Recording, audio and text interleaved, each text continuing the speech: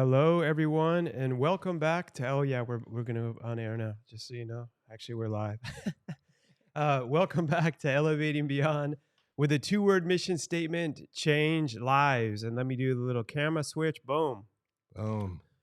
So we're coming back today for the second CEO therapy session. And if you didn't catch the live stream yesterday, we'll have both of the full shows coming out soon on iTunes and everywhere else, Spotify, everything as you know. But I'm sitting here with Adam, and we walked through yesterday from being in prison for 3 years with a 10-year sentence, getting out, actually going to college, Yeah. and then now you're finding out from Texas Tech as you're like finishing that you still thought you were on probation, but all of a sudden you were surprised that how many years were you supposed to have originally? 7 years of probation. 7 years. Seven. Wow. Dude, that would have been a lot. That's better than being in prison at least. But Oh, you get much. I, but so you find out, you go to check in, and you find out that you were like, what's the word? Like released from it was cut Yeah. early, or Yeah. They had, my probation officer had taken another job in another state and took my file over to the sentencing judge and just kind of showed him what I'd been doing with my life.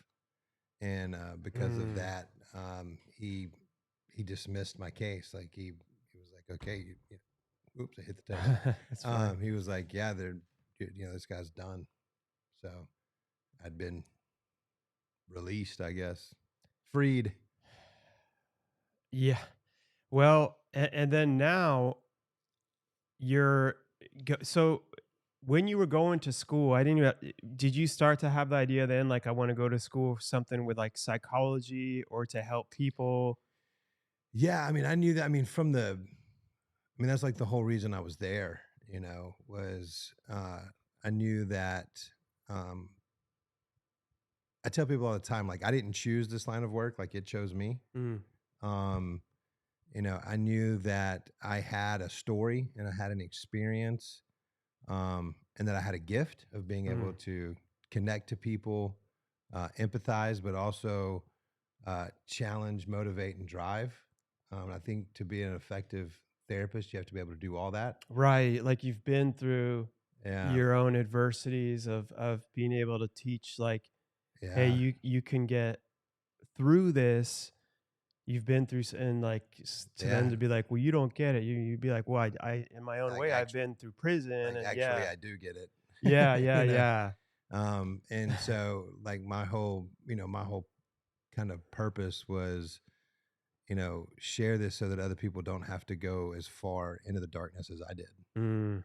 I know, like we hear people all the time, like, "Oh, you got to hit rock bottom," and it's like, It, okay, but I agree. I think people do have to hit bottom, but like, can we raise the bottom up? right. It's better if you can try Yeah. to Do you have to fall not. 100 feet? Like, why don't we Right, why don't we make the bottom 10 feet? Like, right. let's let people like fall and say and give people the option and the power and the ability to choose that this is as bad as I want it to be. Well, you're right, and you don't have to hit rock bottom by jumping off a cliff. It's like life's gonna make you hit a rock bottom like organically through Yeah. some type of adversity, whether it's someone dying, that's not necessarily doesn't have to be like brought on by something that we do by our own stupidity, like Yeah. you and I in our earlier years, or like finally getting the DUI that almost killed me, like getting my face smashed in doesn't have to be. There's a better way. You're Uh, gonna have other Look, adversity. everybody has trials and tribulations, right? Like you don't have to, shoot heroin to, Right. you don't. Everyone has traumas in their life. They don't have to go to war. They don't have to be abused. Um, like there's a nut. Like life is hard enough. Right. You know, it's 100%. it's hard enough for anybody. Um, and so we don't have to jump off a bridge or jump off a cliff to hit that rock bottom. Um, but everybody does struggle. Everybody does experience pain. Everybody experience darkness. If I can just help people get in front of that and realize that, my bottom doesn't have to be going to prison. I can start making changes in my life Right. before that happens. And that's what it's about, is like leveling up and also skipping forward with you start. And I'm going to go back to it, but to everyone that's jumping in or watching this and stuff, is now with your business, you're working more specifically with like high performance people, business owners, CEOs, and doing your sessions at like a very specific level, which we kind of went into in depth before. But I think it's good for people to hear the in between that, because you're in prison with a 3 to 10. So Yeah. doing 3 years, facing 10, 25 with a L, like Tupac says. Everyone just went off like, who is this idiot? But I'm about to start freestyling in a Yes, let's do second. it. Let's go. um, Jeez, ridiculous. So So, talking about like what that process was from college to yeah, well, yeah, thank you. um, and we were talking about it a little bit before, but like you're also in the mindset of being in prison, and now you're working for, like, you have a private practice, which is a huge accomplishment. By like in right. prison, private practice, PhD Yeah. is, dude, a lot of people would be like, what, totally set for life without having the prison in the background. Right. Like Right. you're crossing six figures, you're having a house, that's a success. Like, dude, like in prison, PhD, private practice, that's like huge levels of success. Yeah. But to then be there and start to have like frustrations, did those go on for quite some time to when you were finally like, dude, I really think I have a passion to like do this in a different way? Yeah, I mean, it was all such a, I look at my path as such a like stepping stone, right? So, I finished at Texas Tech with my undergraduate, and then I started my master's program there and was working with a professor as his research assistant. And then he took a job at Michigan State and took me with him. Um, and so I left after 1 year of my master's at Texas Tech and went to Michigan State, finished my master's, and then stayed on and worked with him until I finished my PhD. And I'm from Atlanta, so I knew I needed to get home because I was cold, because Michigan is just the Arctic tundra when you're from the South. And so I went back home and It is cold. started working with a guy by the name of Dr. Margolis, Dr. Bob Margolis, who's just a pioneer in the world of working with adolescents and young adults. Oh, And so I went down there and started working with him in an outpatient program where we were doing, group therapy 3 days a week, multifamily groups, and then I had a private practice in the same building, right? And this is just where, like, so for me, like, this is where God comes in, right? Like, this is right, where, like, right. he had a bigger, and I did that for like 2 years, and then uh, this guy walks through the door, just like out of nowhere, no, like, didn't had never heard of me, didn't know who I was, and he worked for a treatment center out in Texas, in Lubbock, Texas, and that treatment center was it partnered with the collegiate recovery program that I had gone to at Texas Tech. Oh, wow. And so he came in just to talk to therapists about the treatment center, Mm. just so people could refer. And they were like, "Oh, you're from that Texas Tech pro. You should go see Dr. Downs. Like, he was a part of that program." He was like, "What?" And so, like, I was in between clients. I had time. He came in, he sat down, and like he started telling me about the program, and I was like, "Yeah, like, I'm very familiar with the program. I actually worked on the replication grant. Oh, that's Like, I crazy. know that program very well. I know that treatment center very well." I said, "The Tuesday night men's group?" He's like, "Yeah." I was like, "Yeah, I started it." So did he like run that he like Well, no, ran? he was like the marketer, right? Okay, So okay. like he just went around Wow. and like built relationships with people so people could refer. So here's the thing. He was really connected at the University of Alabama, had like he had gone there, had like kids there, knew a bunch of people there. Well, University of Alabama was trying to start they wanted to do something to support students in recovery, and but they didn't know what to do. And Mm, so he went back to Alabama and told him about me. And then I get a call from University of Alabama that says mm. basically, "Hey, can you come build a program?" Oh, wow. And so that's what took me out of private practice was I actually closed my private practice and moved to Alabama to S build up mental health and substance abuse service programs at the university. so, is that since tons of business owners, entrepreneurs, and stuff are listening right now that all speak that language, it's funny.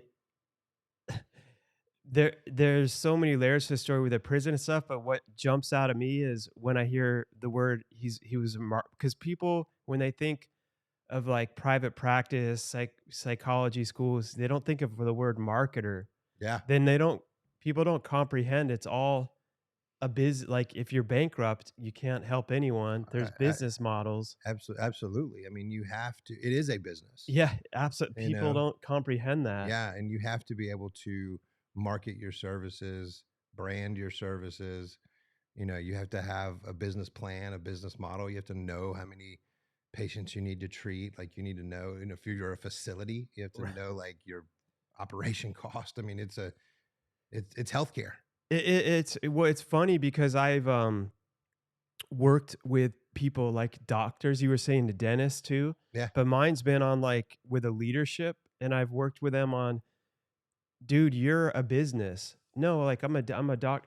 I get it, but you have team members and employees, just the same stuff, a culture. Like, listen to me. 100%. I've left doctors that I loved because their receptionist that they didn't fire was there for 30 years and the rudest. And every time I called, she made me feel like I was bugging her and interrupting her day, like to make an appointment. And the doctor, I talked to him about it. And because he was like, oh, I know, but she's been here for 30 years, didn't And have the courage to fire her. You lost good people. You'll lose more and patients, by the way. And my doctor was like, really? yeah, And I'm like, yeah, I yeah. left him There's because she so much sucked. there's so much more than just the like in the world of whether it's mental health care, physical health care, whatever, like the actual service from provider to patient is just a piece of the pie of the Yeah. business, you know. And I mean, that's the core piece. I mean, if you're bad at providing services, then you're Right. not going to be a good business.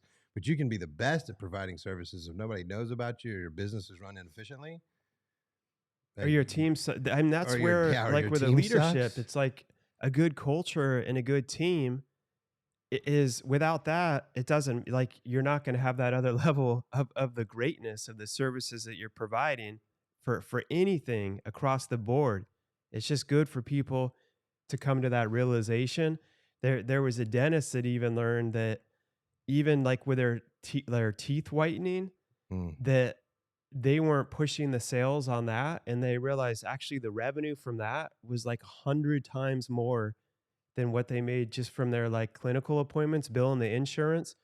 So they were literally able to focus just on the marketing of that and bring in, like, seriously, like, 100 times more revenue, and you know what that did? That made their care better for their patients because they had more re and their team, When they're able to they had expand their team, they can hire more people, provide more jobs. Like, put more in to giving the best, making the building better, having more to invest, and it made them so people were overall like, "You're," but he's like, "Dude, I had to have someone kick me in the butt and be yeah, like, 'You're also a business. You gotta focus on this too to have that.'"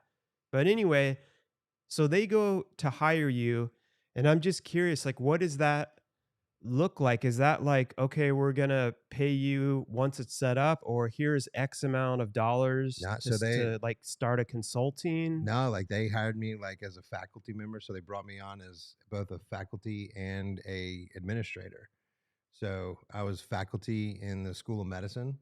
So I worked with third and fourth year medical students on addictive disorders, and then I also was an administrator, and like I was a student health administrator. So I built and staffed and ran multiple programs on campus to support students with mental health and substance abuse S concerns. so were you on, like, a salary from Yeah. them? Or so you No. weren't your own business at this you weren't No, no, like I'd kinda, like, left my own business with the private practice to right. go work for the university. Okay. Okay, so now you're, like, on their payroll. Yep, now So you're not I'm an full employee.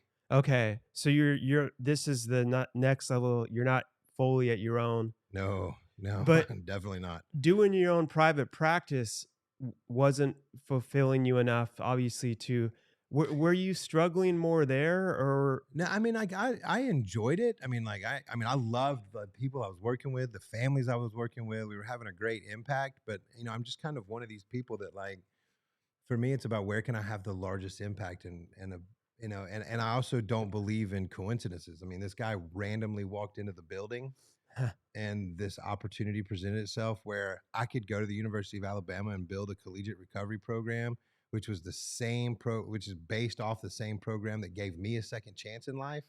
that's crazy. Like I would be a complete jerk if I didn't do that. Like I had to go build that opportunity for other people. Mm, And so it was really like a no-brainer, right. and I mean, I didn't have kids yet, it was just me and my wife. She was finishing up her PhD, like, just writing her dissertation, Okay. Oh, so that word makes me wanna throw up thinking of tell me the about it. that's Um why I don't have my PhD. I have books. Yeah, well, it's similar, a little bit more structure and people being very mean to you, Come back and rewrite. Kill me. Yeah. yeah, and, like, the defense, like, they call it a defense Do for a it reason, like, you have to APA blah blah well, yeah, style. well, then once you get all that done, you have to stand up and present it to a group of experts, and then they just hammer you on it. Oh, dude, I expert that's a I know. I was told by I started to love I didn't read my first book till I was 18, like full book, Cover to cover. and I started loving I'm like, dude, I actually like reading. I'm not when it's stuff that I'm interested in, and it was Stephen King's Pet Cemetery, by the way. It wasn't Oh, like nice. personal development. That's great. Now I'm all into personal development, but it started with what appealed to me at that time. Hey, you gotta start somewhere, and it's gotta start somewhere that's fun. But the experts I took a creative writing class as an elective in college because I knew I wanted to do something with helping people, but I didn't know what. Yeah. And but I also knew that I had this love for like reading and everything. And dude, I was like, maybe I could write. I'm like, I really started getting into writing styles and she like like was like, you have no idea what it would ever take to be an author. And I've read your works of what you've done because she would have some lame poem and want me to analyze it. I'm like, I don't know. This poem sucks. Like, and she's like, you have no understanding. And it's like, well, when my book hit the bestseller list, like, I don't even know her name anymore. I should have mailed her, but it's like, Mailed her a copy. how many people get listen to the quote experts Oh, and yeah. get like allow that to push them out? But then I think back, like, wait, well, how many books? Oh, Well, she doesn't have any well, books. in the PhD, like, in the academic world, there was no creative writing.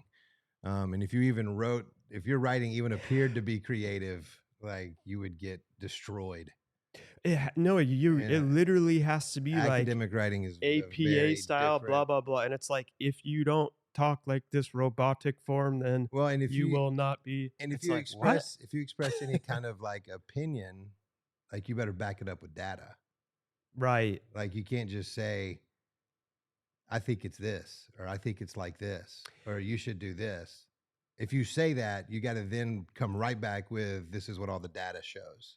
Eh So it's a very different. right, and there's nothing wrong I mean, we were just talking about how But fake it's the news is, but it's wrong when you have a vision for something that hasn't like, Elon Musk to be like, "Dude, we're gonna build rocket ships one day and electric cars," and they're like, "Well, you don't have the data to back that up." Yeah, well, it hasn't freaking been done yet. right, right. Well, and I mean, it's you're not writing it for the average consumer. Like, you're writing it for other academics to read. Like, you're writing it to advance your field. Yeah. So it's the purpose of it is very, very different, and the audience is very, very different. Like, it's not for, just your normal consumption. Like, it's for people that are very specifically looking to do something, to take that as a stepping stone to something else, to use that as a stepping stone for something else. So the purpose is just completely different. Yeah. I don't enjoy academic writing, but I mean, But it had its place, and I did what I mean. I published, sure. multiple research studies and papers and things like that in academic journals. But that was all just kind of part of the. I think like since finishing my PhD, I only published like one or two things. Right. Everything else I did while I was in graduate school because I was a paid research assistant. Like I mean, it was part of the gig, But at Alabama, like I said, just taking that job was a no brainer. And I did exactly what I was there for almost 5 years. I did exactly what I came to do. I built up about five different programs, Okay. different levels of care for different students, different things. Um, Absolutely loved working with the students. I love working with that population. Um, these are the future leaders, you know, Mhm. um, and they're struggling to find their way, a bunch of them. And so we had a really good system in place. I got but I'm a builder, and Mm. I'd kind of wanted to take it to the next level, and the university was kind of like, well, why Yeah. don't you just calm down and just run it? Don't get too creative on Yeah, us. yeah, yeah. Like, and I get it. I mean, like I was frustrated at the time, Right, that's what you know, perfect but pushes you to kinda, like, time to start my own thing. yeah, and so, but I got it. Like I was like I get it now. Like it was a square peg round hole, right? Like I mean, like Mhm. like university is an institution of higher learning. Like they're there to educate and research and serve. They're not there to like build out these mental health treatment programs unless it's for those things. And so I was actually trying to do something that just didn't quite fit in that space. And that's when I realized like, okay, like I've done all I can do here. Right. And and it's like we were talking yesterday. I was like, a program's only good if it outlasts its founders. And so Yeah, like yeah, yeah, I yeah. believed I had a good program. That's a test of good leadership too. Yeah. I believe I had a good program, and I've been gone now for 6 years, and that program's still thriving. That's cool. So it's like it was. Then obviously I did something right, and so that's when I left and went back into the private sector. Okay, so you haven't created your own business like you're doing now, but also in between here, something that I haven't even mentioned was like, because it's interesting about people when you go after your dreams, how it's like contagious. And that's why, like yesterday, I was saying we're responsible for like going after the dream that I believe God puts in our heart. And you never know the ripple effect of it. And an example is like you became very good friends with CJ, and I don't know if you guys met at school, and just everyone listening. So CJ is Eric Thomas, like ET, the hip hop preacher. They have a business together. Like if you just YouTube, Eric Thomas has been on the show. Carl was on. Everyone listening, but I mean, if you just YouTube like Eric Thomas or Google ET, videos will pop up like 50 million views and stuff. Like amazing, phenomenal speaker, good dude. But Mhm. behind the scenes, well, not as much anymore, but back then there was CJ, your dude, was like, dude, we're like starting this like business, and I'm gonna like make Eric Thomas a household name. That was his mission. And like you were like seeing that from behind the scenes, kind of like, wait, what? Like that's a thing? Like what do you Yeah, no, it mean? was wild. I mean, so like in grad school, so ET worked at Michigan State. He was he was in graduate school, but he was also an academic advisor in the College of Education. CJ was his like graduate assistant. And so C and I became best friends at Michigan State. How did you Um, guys meet? Just like in yeah, class? we sat next to each other in class. Because you guys are obviously super tight. Like he's like aren't you like isn't he like the He's the godfather to my kids. Yeah. spoke at like your wedding, Yeah, yeah, it was in my wedding. I was in his wedding. funeral? He did the eulogy for my mom at her Yeah, funeral. Yeah, I mean, it's my brother. it's awesome. But yeah, so like E was, like no one. I mean, E was not a household name. Like now, E was. I mean, like he was the same E as he is Right. today, but like he didn't have like a real platform yet. And so like CJ was like, I'm gonna make E a household name, and I'll never forget when CJ was like, man, have you heard? He's like, have you heard of YouTube? Mm. And I was like, yeah, that place where they put those like videos of cats Cats. doing funny things. What's up, And everyone on YouTube, by the way? yeah, he's like, yeah. And I was like, okay, like, what are you gonna do with that? He's like, no, we're gonna start putting all E stuff on YouTube. And I was like, okay, like I didn't get it. Like, this No, is what makes. that I mean, this is a what makes visionary, C yeah. the absolute guru that he Because is. that was like what, like 15, 10, Oh, or 12, yeah, I mean, this was like 15, '09, like like you know, 14 years, like yeah, back when, because I remember at one point, I even tell me like they were starting to do like a magazine or something. yeah. I And it mean, was like back when, I mean, there was no. I mean, there was Break the Cycle, like that's what it was called, and they were doing a lot of work with like fatherless kids, and like mm, talking to like youth, schools and youth detention centers, and yeah, it was a whole different vibe. But like C was like, no, no, no, no. He's got a message the world needs to hear. I'm gonna put it all on YouTube so people can hear it for free. We're gonna do. Thank God it's Monday. mm. We're just gonna do all this stuff on YouTube. And I was like, C, do you really think people are gonna watch YouTube like that? Like, I didn't get it. What's cool is like hearing the story behind the story, and also the importance of like a team and stuff. And everyone's different. Like some things you might start at a time, but then there's different levels where you bring people in, because E has his vision, but like CJ had this other part of like, E wasn't thinking, as far as I know, like, let's throw my stuff on YouTube. No, But he CJ, just wanted to change lives. Like he just right. wanted to like touch people's lives, like inspire, motivate, like just pour into people. That's all that's what he wanted to do. And that's what he was so incredibly gifted at. CJ was just created the vehicle for it. And eventually, like a video went viral. But what's crazy, it was like the guru one that that's what someone I was at Dave Ramsey's Entree Leadership event with all business owners, and Mhm. someone was like, this is probably like 9 years ago. Like, again, YouTube, I hadn't even watched it much either, Yeah. other than because I'm like, I'm busy running my company. Yeah. They're like, "No, dude, this is cool. Like, have you seen this guru?" I'm like, "Who? When Who's you this want to be guy?" successful as bad as you want to And breathe. then and then I'm playing it for my team and stuff. And then the next thing I know, I'm like, "Dude, I'm gonna get this guy to dream shine." And Yeah. like, but what's his name posted? And we're gonna get this is all just interesting, but oh, dude, he's been on the show. I'm drawing a blank. I told you I screw up everyone's name. The football player dude that posted that guru video. It was him, like Giovanni.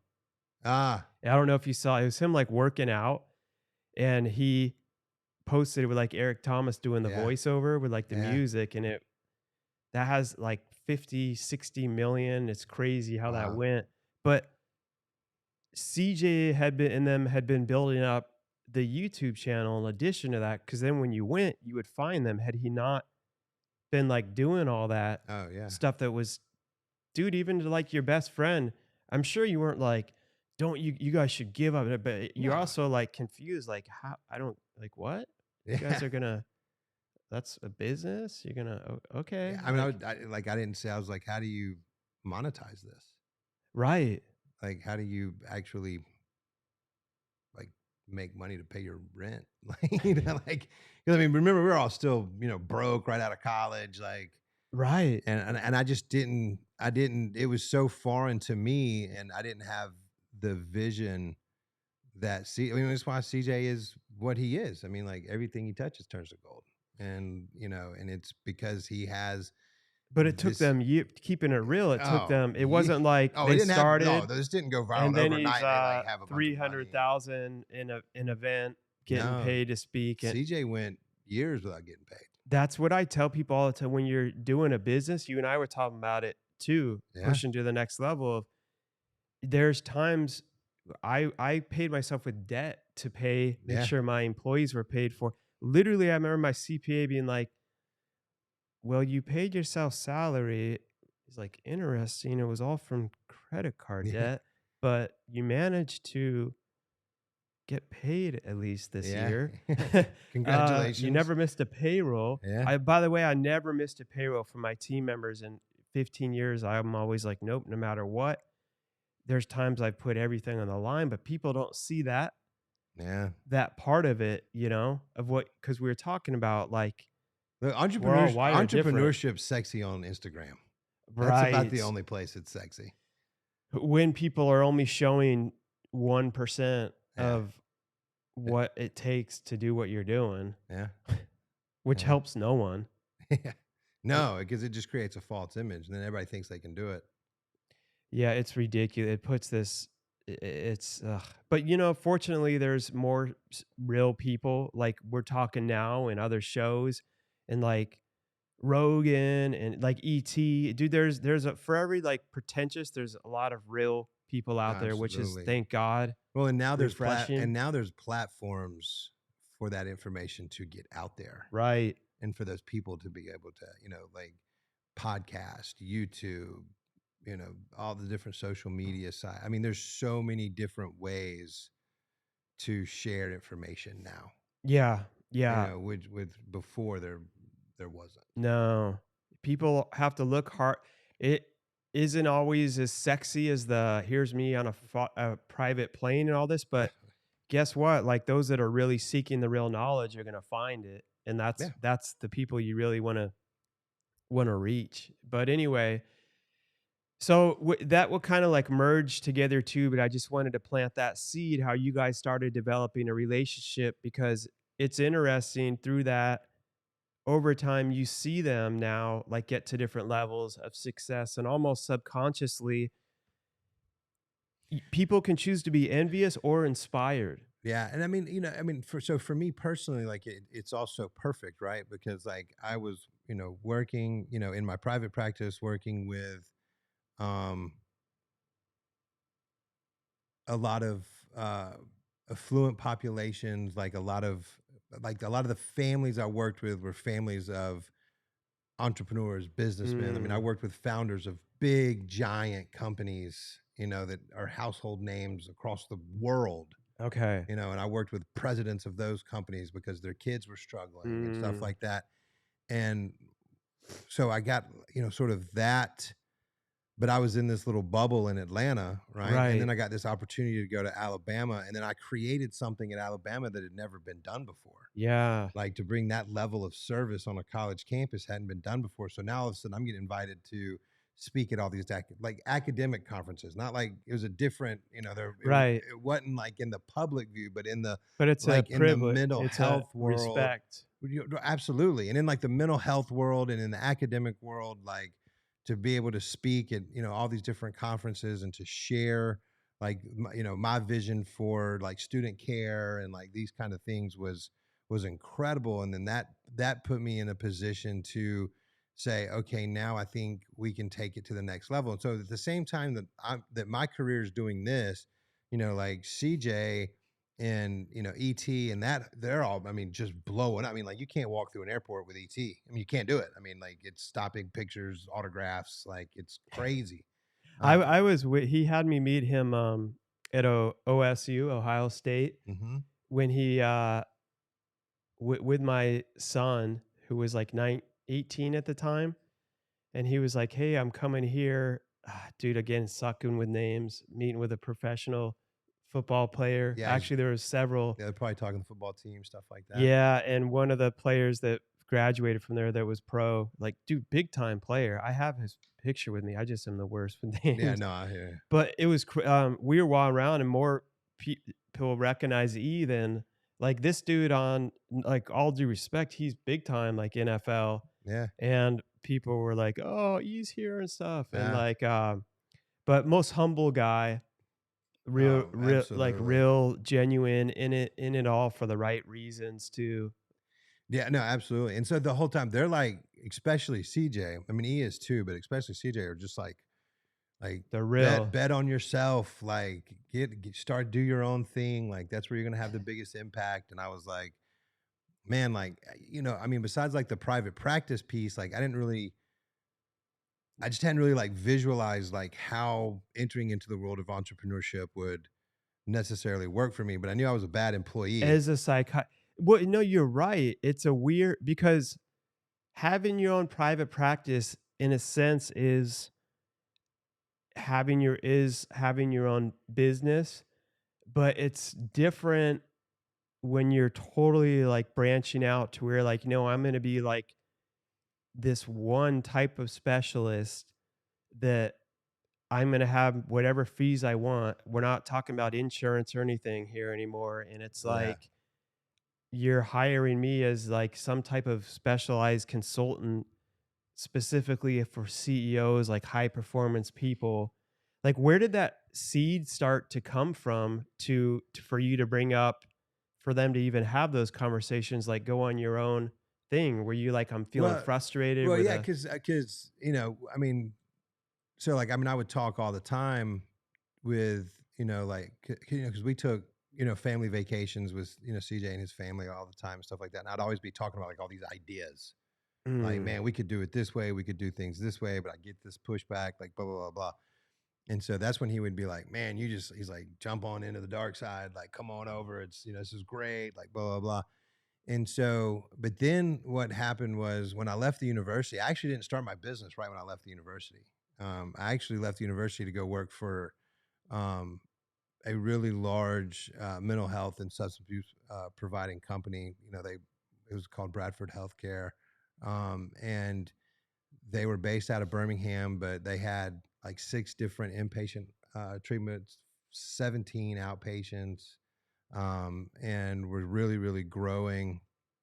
You're talking about a $75 million a year operation, right. right, in revenue. And so they brought me over to be their chief clinical officer. So I was in charge of all the clinical services throughout the like throughout the scope of the company. And I did that for 3 years. The Such a good move for me because like I mean talk about like taking a crash course in like real big business. Right, right. And a whole other level of leading Yeah. people I and mean I mean having I had, over 100 clinicians under me. right, which is I even tell people, dude, I've learned doing stuff like that, what not to do also Oh, by seeing places run crappy of, oh, like mental note when I have my own thing, if I do, like, don't do it that way. yeah, Cause I but I remember also how had to think about just from a business perspective, like, yeah, you sit as a senior $75 million budget. management role and like I have a seat at the table and I control all things clinical, but the person just to the left of me is the CFO, Mhm. right? And he's managing all of the money of the business. Right, And so like I can't just be like, "Hey, this is the best thing we can do clinically." Well, yeah, but if it doesn't make sense financially, then we can't do it. and And so I had to learn how to like work yeah, within all of those different systems, whether right, it was compliance, finance, insurance, then the managing and leading of people, leading people that were in another state. Cause, right. I learned so much around that process about business. And that's what gave me the true confidence to start my own.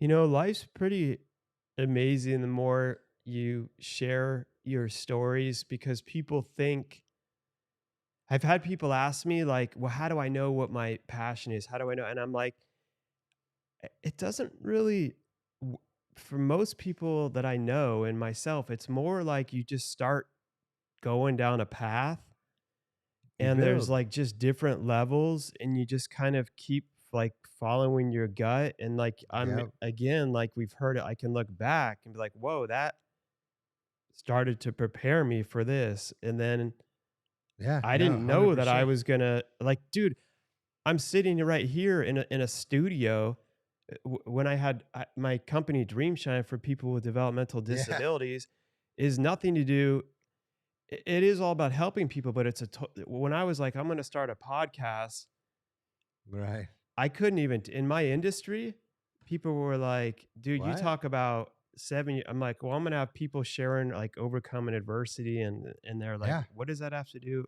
What do you" uh, well, never mind. But but No, I you're knew right. in I my mean, it's heart it was, like, insanity, but no, it's amazing the common threads that connect it all together, yeah. but what a lot of people don't see the common threads. They just see the like what I call terminal uniqueness. Well, it takes faith. It takes what they're asking sometimes is, "How can I, like, be guaranteed my step the path?" I'm like, it's like a business plan, like, "Dude, you gotta create half of it along the way, there are no guarantees." Yeah, I Like, was like, follow I your don't. gut. You didn't just blindly get into something either, but you got to a point where like, where did a seed start coming to, like, "Wait, I can" like, a business model, I guess, in your head, like, "I can start billing, like, a coaching fee?" Like, where did Well, that even come from?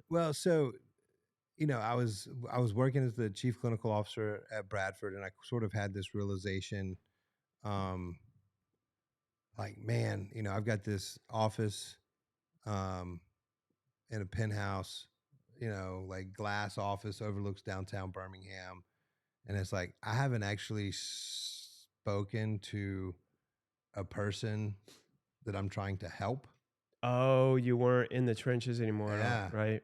and man, it was so it was so like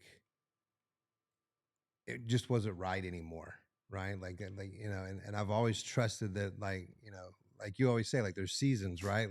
Yeah, Like that was the seat. Like I literally believe like God put that in front of me so I could go there and learn like corporate structure and right. business. Facts, Like like he exactly. put there and like gave me those three, and then he was like, okay, it's over. Now it's time to do something different. Mm. And man, my last day was December like 19th or something, uh 2019. Mm. Not even So that, like 3 yeah, coming on 3 years. so January 1, 2020 uh was the first day that we went full tilt with what good looks like. W And that was like because look, at the end of the day, I'm not a great employee. Like I don't do well like being told what to do and Yeah, how yeah. to do things. Like I do much better like kind of coming up with my own, and then if I fail at it, then I pivot. Yeah, But I need to at least show myself that it's not going to work. right. I don't want to just be told it's not going to work. It's I'm like, I'll be a good employee and I'll work hard, like, out of respect, Well, yeah, of but course. I'm like you too, there's a point where I was always like, "Wait, this needs to like, this isn't right. What do we" then when I Yeah, get all the way up and it's like, "We don't know, we're not for whatever reason," I'm like, okay, time for yeah, me to figure out how to make a change," and then when it gets to, "Oh, no one's doing it, time to do my own thing." I mean, that's making it sound like it's easier than it is because there's a whole process, but I'm just, like, really curious, where did you start seeing, like, the what good looks opportunity. like? Yeah. Well, like, I'm Well, just talking like the business model of it yeah. even, like, wait, I can bill like, did you talk like was that like a discussion with CJ or was that like your own independent Nah, nah. I research? mean, I think I talked to, I mean, I'm sure I talked to CJ about Like, it I'm along the just way. curious. But no, okay. So about 6 months after I left the Cause CJ university, texted me before the show to get you to say something on air so he could have proof and you owe him oh, some type Lord. of royalty check or I'm just joking. Negative ghostwriter. Um, so about 6 months after I left the university, my phone rang, and it was a student, a member of a student organization, and he called me and he said, "Doc, I don't know if you remember me, but you came and spoke to my organization, and you've done some stuff for us in the past. But now that you're not with the university, will you come help us build a mental health and substance abuse education program for our members?" And I was like, "Absolutely." And the whole deal was like, that's when it hit me. Like, because I wasn't with the university, Like now they wanted me because when I was with the university, there was some trust issues, and it's like, well, like we don't really want the university to come in and tell. Like they wanted something independent that Mm. wasn't tied to the university, Oh, and like a subcon so you would have to be it your was own. just so that's when they came, and then so I started building up programming for them, and I was like a consultant for them, So and you I did that for like 2 years did you before have what. to open your own, like, LLC Well, to luckily, I still had my LLC from my private practice. I never closed it. Oh, that's right. So, like, when you had a private practice, were you, like, the 100% owner Uh of huh. it? You didn't Still, have, like, a still am. partner? Okay. So you kept that same, like, tax is it like a Tax ID number and tax all that. ID and Yeah. stuff? Like a Oh, so you were just able to, "Oh, wait, I can use that and Yeah. bill a so that wasn't like insurance, but that was No, like that was just it was just a consulting fee. so it was like a contract Yeah. consulting. So I started doing that. And then the thing is, like, that organization started Oh. having a ton of success. And so then, like, another organization, then, no, then a football team came along and they were like, man, we need somebody to support our students. They don't like to go over to the counseling center. We want something more in house. And I was like, and someone was like, hey, you should talk to this. So I met with the head football coach, and he was like, To I met with him for capitalism. like 5 minutes, and then he's like, will you come speak to the team? And I was like, sure. So we went in the big room, all this, about 115 student athletes in there. I did my thing. And when he came, everybody was like, high fiving and stuff. When they left, coach sent a guy down to get me. Says, Coach wants to see you again. All right. So went back to coach's office, and he was like, "When can you start? Like, we need it. I need this. I need all this for my guys." So it's That's like, boom. cool. So that was another contract. So then and then at the University of Alabama, another organization started coming around, and it was like, okay, like I think I'm onto something here, right? And then Mm, the okay. university administrators started getting on, and then this is what happened. And then somebody introduced me to my now business partner, and was like, "Man, this guy's doing some really cool stuff on like leadership, on campus." And so I talked. He called me, and we started talking, and we really connected. And I really loved what he was doing, but like he hadn't really figured out how to scale that, like how to like make it like deliverable. Like he had a really good idea, Mm, but he didn't know how to like deliver it. And I was like, "Oh, dude, I can tell you. I can show you that. I've got that system developed mm. because I'm already doing it. I'm doing it for a football program, a collegiate football program, and I'm doing it for on campus at Alabama. And so they had it. There was this meeting with some university officials, and they were like, our students should be able to pick, this thing that Clark's doing, and this thing that Dr. Downs is doing. And Clark's sitting there going like, I mean, they can pick me, but I don't really have a system laid out. But Yeah, we like walked out of that meeting, and I looked at Clark and I just said, dude, why are we putting these students in a position to pick? Like you do a lot of the stuff that you're talking about doing is stuff that I don't do. Like I don't really do a bunch of the leadership right, stuff. right. Like I'm really working on mental health and substance abuse. Like why wouldn't we just take the stuff that you want to do, which I can operationalize? Like I Mm. can show you how to do that. And let's just join forces and make it one offering. And then so we did that and like immediately got 2 contracts. And that's when it was like, okay, now it's time. That makes so are you guys so is he 50/50 on Yeah. this now? Yeah. Is it a LLC or a S corp? It's an LLC. Okay, that makes sense. So what are you guys packaging together with like the aspects when you're working with like the like if you're doing the specific counseling with like a high performer or CEO, is he Yeah. working on that or No, is it more on that's the contractual like yeah, with the schools and stuff? that's like 2 separate Okay. entities. And Okay. so um but yeah, so like Clark is like he's the president and like chief growth officer. Like it's his job to go out there and drum up business and get more, university partnerships and student organization partnerships Got it.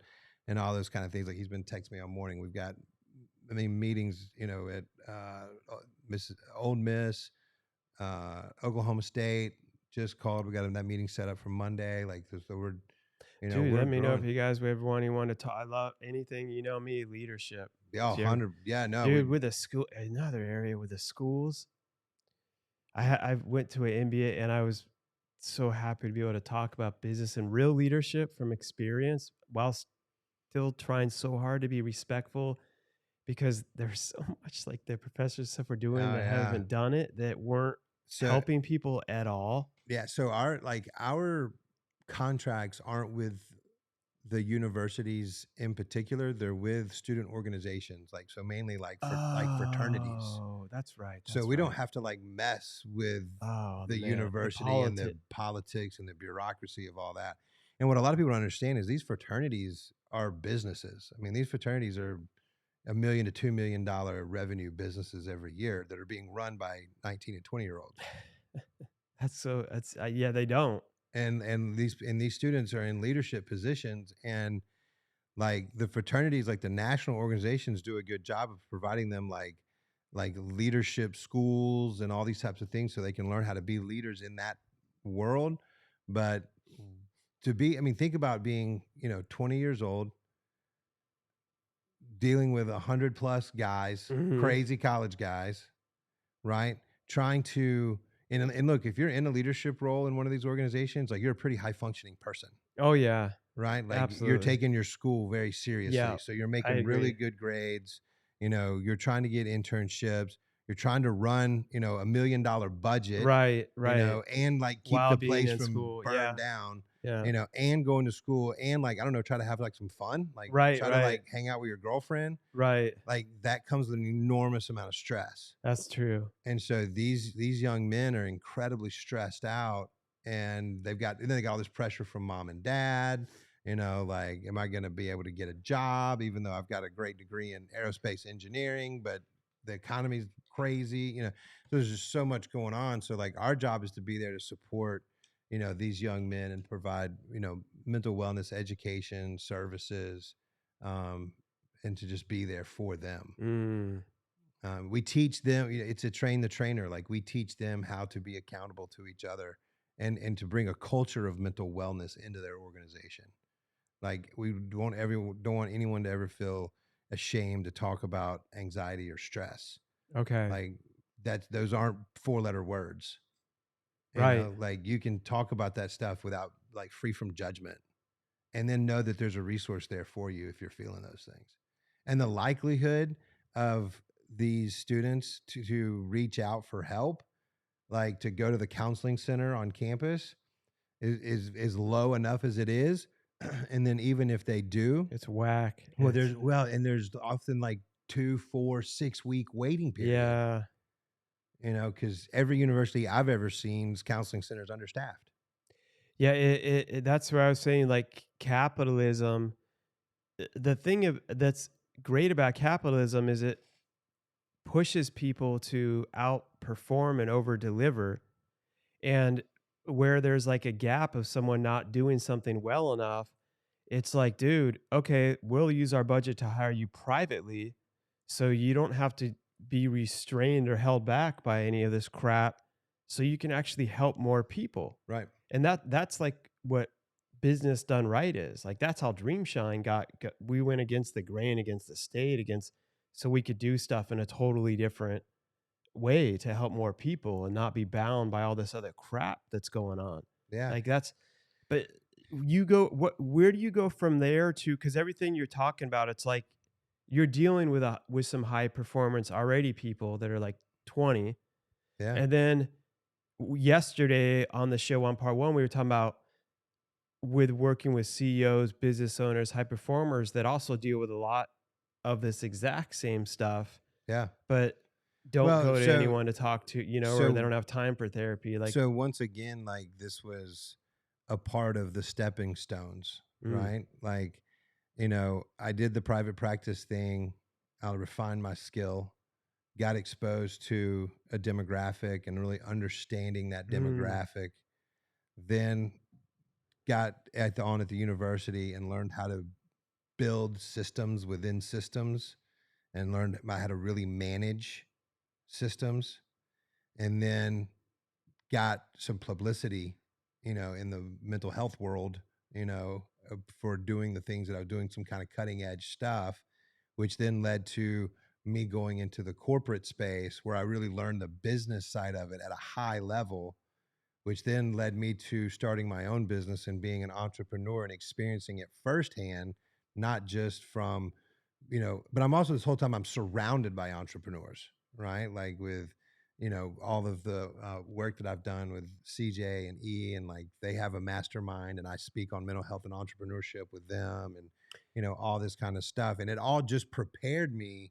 So then the opportunity came where like some business owners and CEOs heard me speak at a conference and came to me and were like, "Man, I've never heard it like that before." At one of the CJ and Eric Thomas's Uh conferences. huh.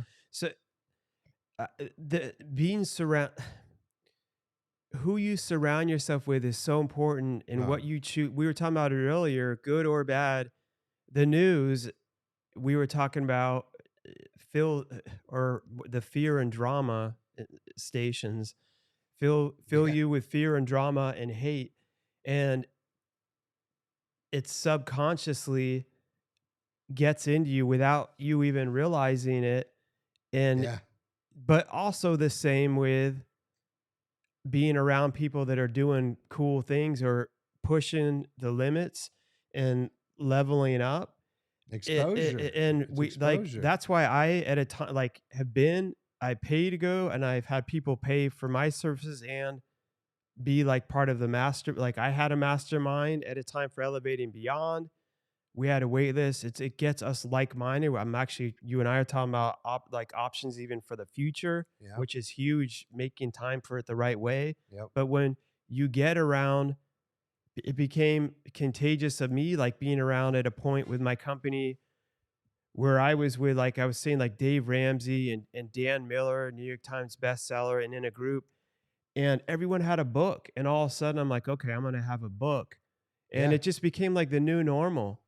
And it wasn't even like it was a huge thing, but it was like, okay, like, well, they all have one.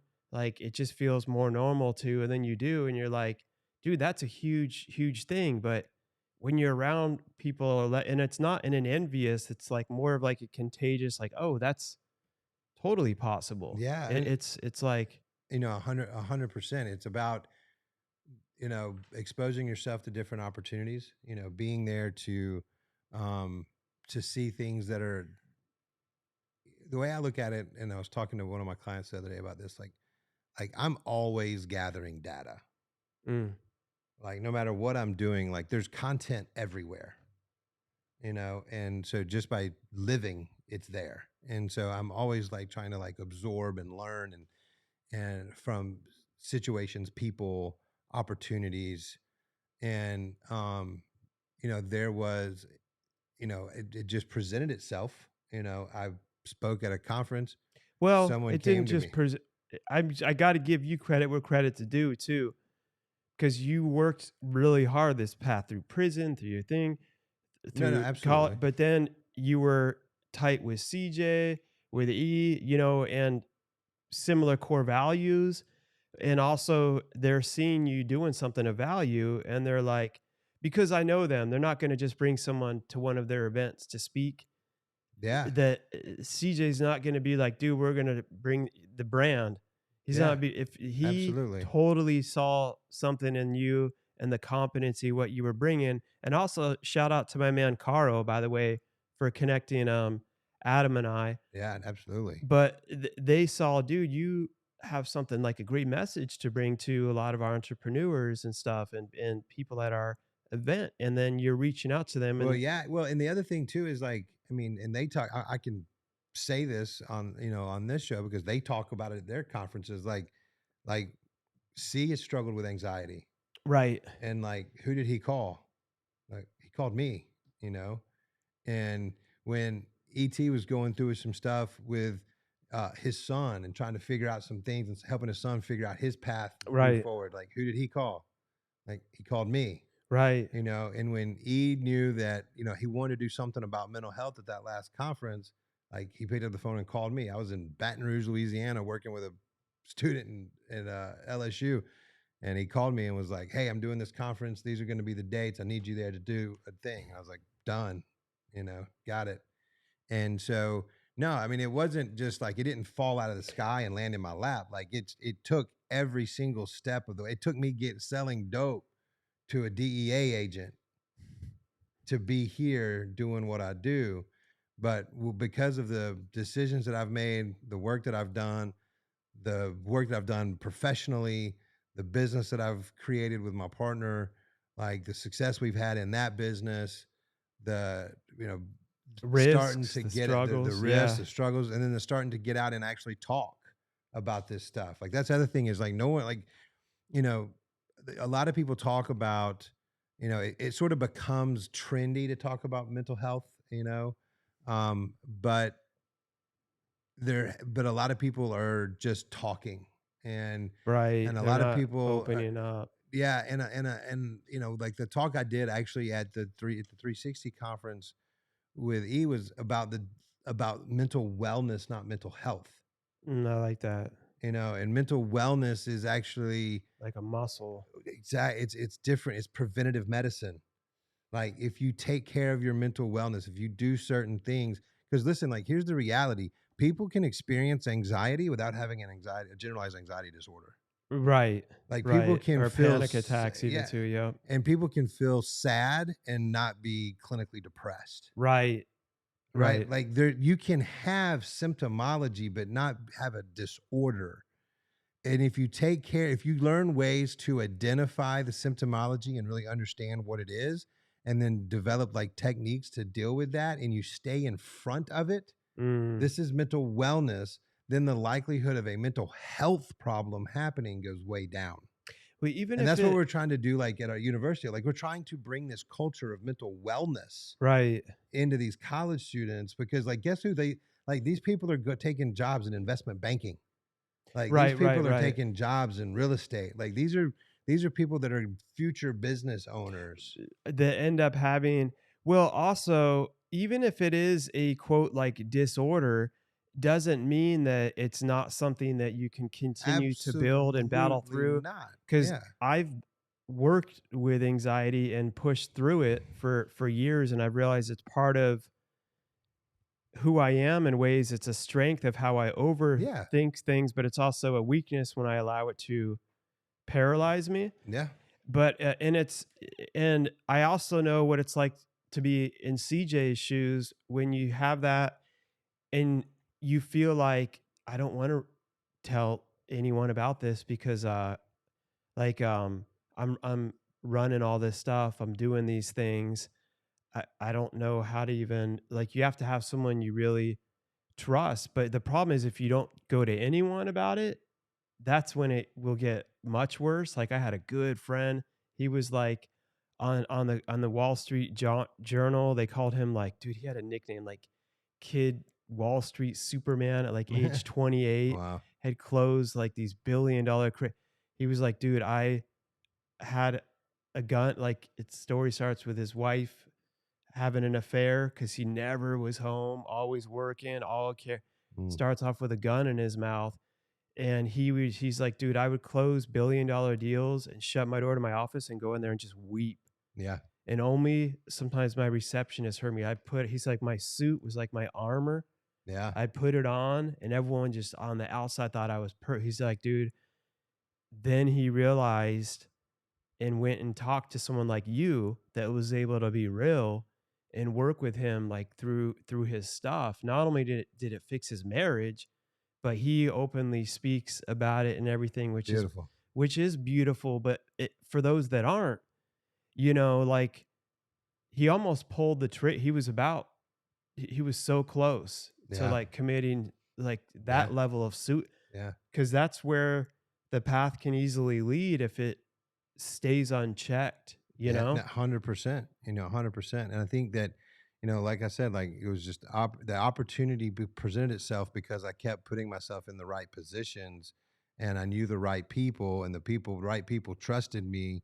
And so then that's when people, after the conference, people started coming forward going like, hey, like my business success is being limited because of my mental wellness. And they feel comfortable. You open up this door Yeah. of, I can come talk to this dude and not be judged like I'm a coward or thought Yeah. you're not good enough. Because we think that because you've achieved like this success, you've got a business, so you think always supposed to be the role model, so I can't have this weakness. We can think that when it's not even. This is like something to work through. And I'm talking to everyone listening, to know like tons of us go through this. Yeah, Like I would reach all of out. us do, And like it's the flip side that people don't see of that when you have more success, people think like you're saying on Instagram that, oh, it's just all. No, it's like, dude, there's days you can overthink like, whoa, wait a second. I have 20 people on payroll that their families are counting on me to. You can overthink like, dude, we're serving all these. I'm overseeing. What if this all, dude, it's a lot. yeah. Like, and if you overthink it, it can totally lead to some different levels of like all types of anxiety. Well, and then a lot of times, like, your anxiety and stress has nothing to do with your business. Like, it can just be your personal life or your lack thereof, or, and whether it's family, friends, there's so many things that, Marital, yeah, yeah. that can exist, that can be problematic and stress. And then, but the problem is like that starts to, like, there's no hard boundaries. Like that stuff starts to seep into your ability to lead your business. Yes. Like I've heard like so many people talk about like, you can't make emotional decisions in business. Like you have to make business decisions. It's just business. It's not personal. It's just business. It's not emotional. True. Like that is best case scenario. But guess what? Businesses are run by human beings, which are emotional creatures. Right. So it's literally impossible unless your business is run by a sociopath. It's very true. It can get it's like when you're overly emotional, you're not rational if you're only making a decision out of anger or out of fear, but it doesn't mean that you're not going to feel emotions and have emotions around it. It's more learning the emotional like wellness and intelligence to guide yourself through the decision making process so the emotions don't block you from making the best Right. like sound overall decision. Right. Does that seem. I mean, that's 100% correct. I mean, Yeah. but it's thinking that you can make that your emotions don't play a role is that, like, that's where we like fool ourselves. Yeah, you gotta admit that. You Yeah. have to realize this is something that And I need to learn. realizing that It's a skill. it's an absolute skill, and realizing that like experiences from your past Mm. directly influence the decisions you make today, even in the business world. I mean, like I've worked with Can you give me, people. as I say, for example, yeah. I mean, like I worked with someone who experienced a pretty significant like betrayal Okay. in like high school Okay. by someone that they like trusted immensely, Right.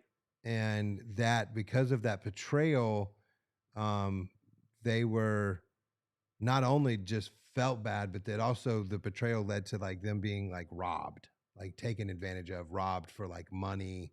And it was just this like horrible situation. So was it kinda like, I'll never let anyone get the better of me again, so it, like, built a Well, wall up kind of, or. well, absolutely. Like it affected how you trust people for the rest of your life R at that point. But so like for this particular individual, you know, he was in some negotiations with a business deal and all of a sudden started basically feeling like he was being taken advantage of.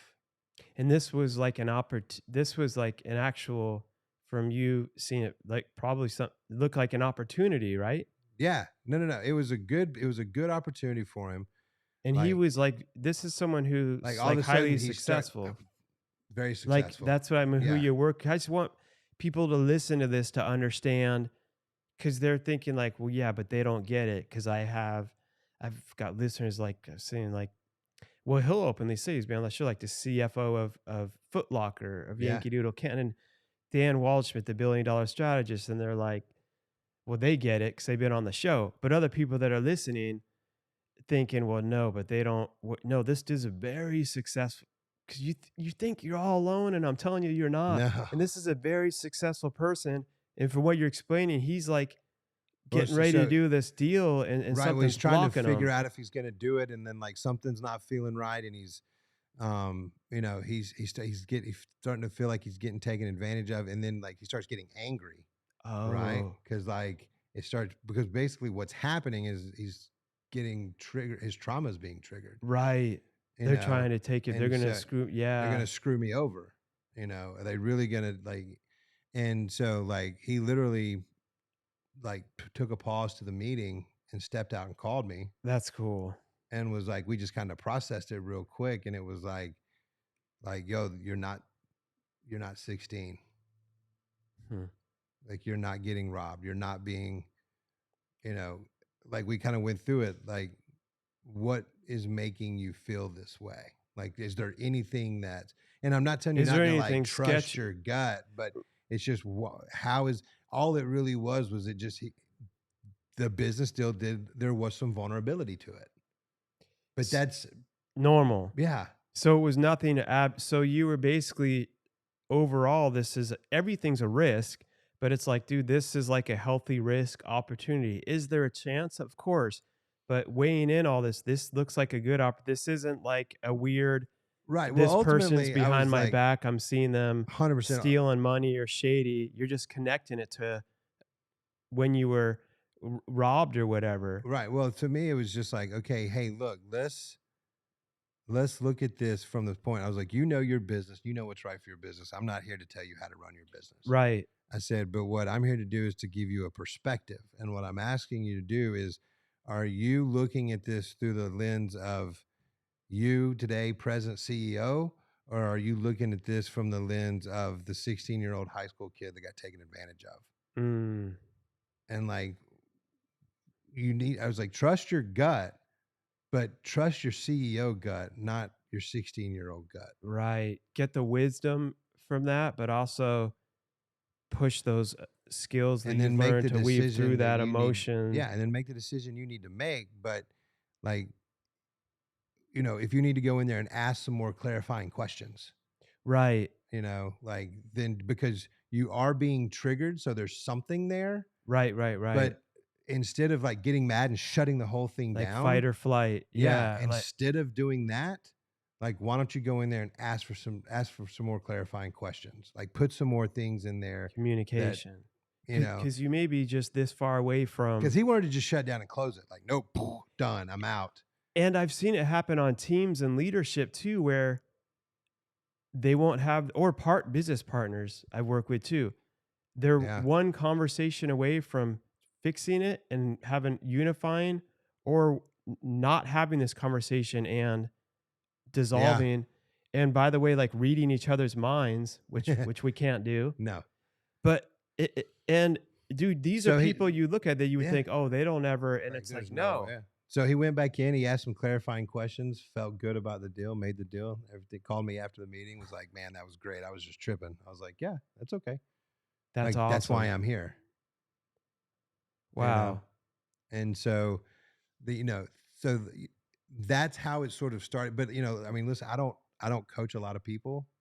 I mean, I keep it actually really, really small Right, right, right. because I need to be well, 1, I have a business to run with what Sure. good looks like, 2, I have to be available for my clients. Right, right. That's why If they you need only to do step out like of a boarding a if they need limited amount. yeah, if they need to step out of a boardroom to process being triggered, like, I need to be available. Right. I'm the same way. I'm like, when I'm gonna do something, that was even I don't openly I'll do coaching because on it as case by case basis, dependent, because I'm just like you.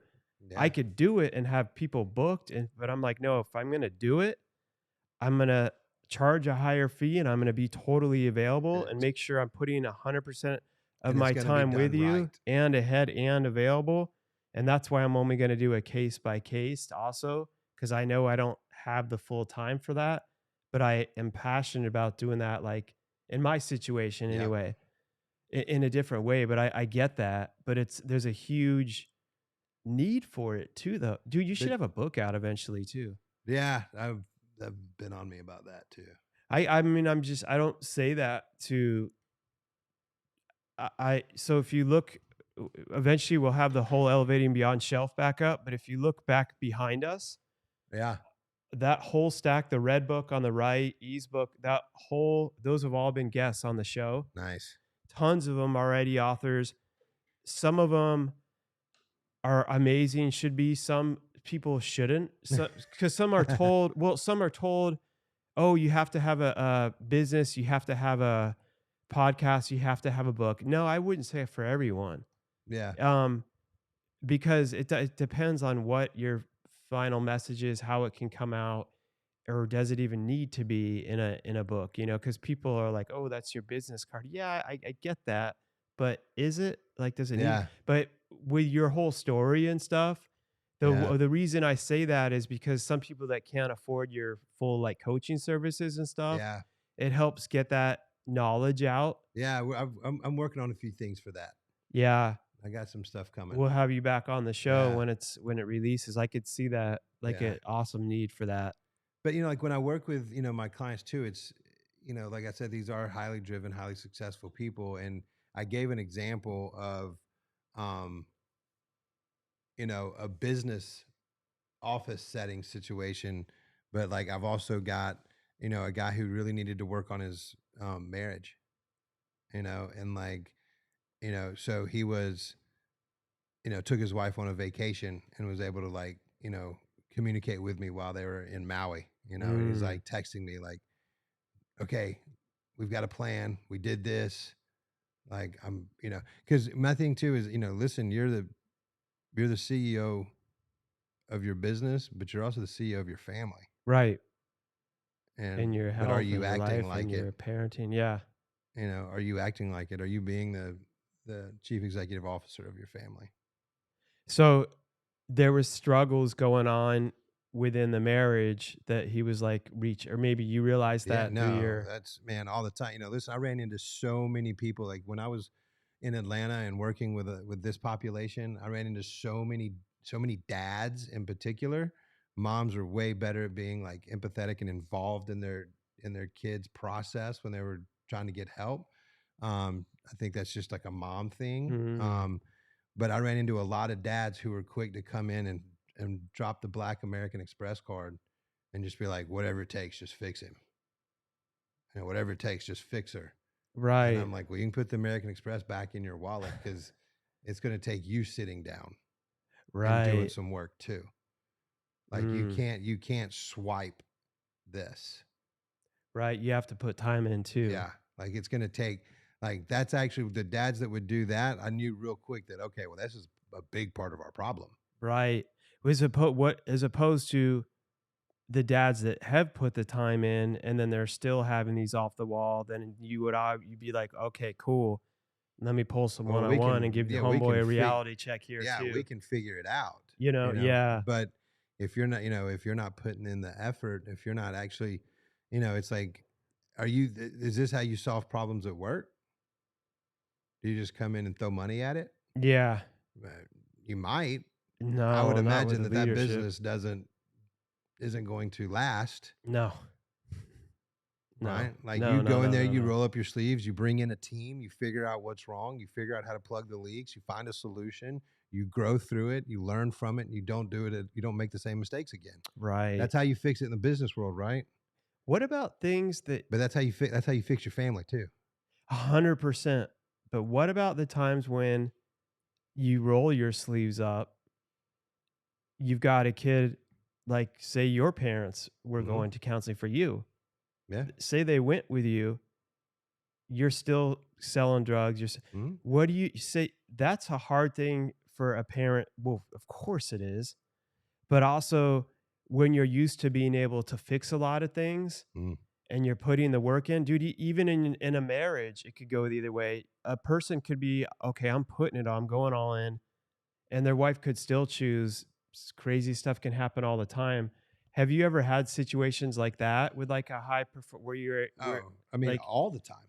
so where do you advise them like uh, So at that here's level? what I would tell. This is what I would tell the parents. Every single 100% of the parents that I worked with, I told them at the very beginning, like my job and my hope for you and the work for you is that you are okay no matter what your son or daughter chooses to do. Mm.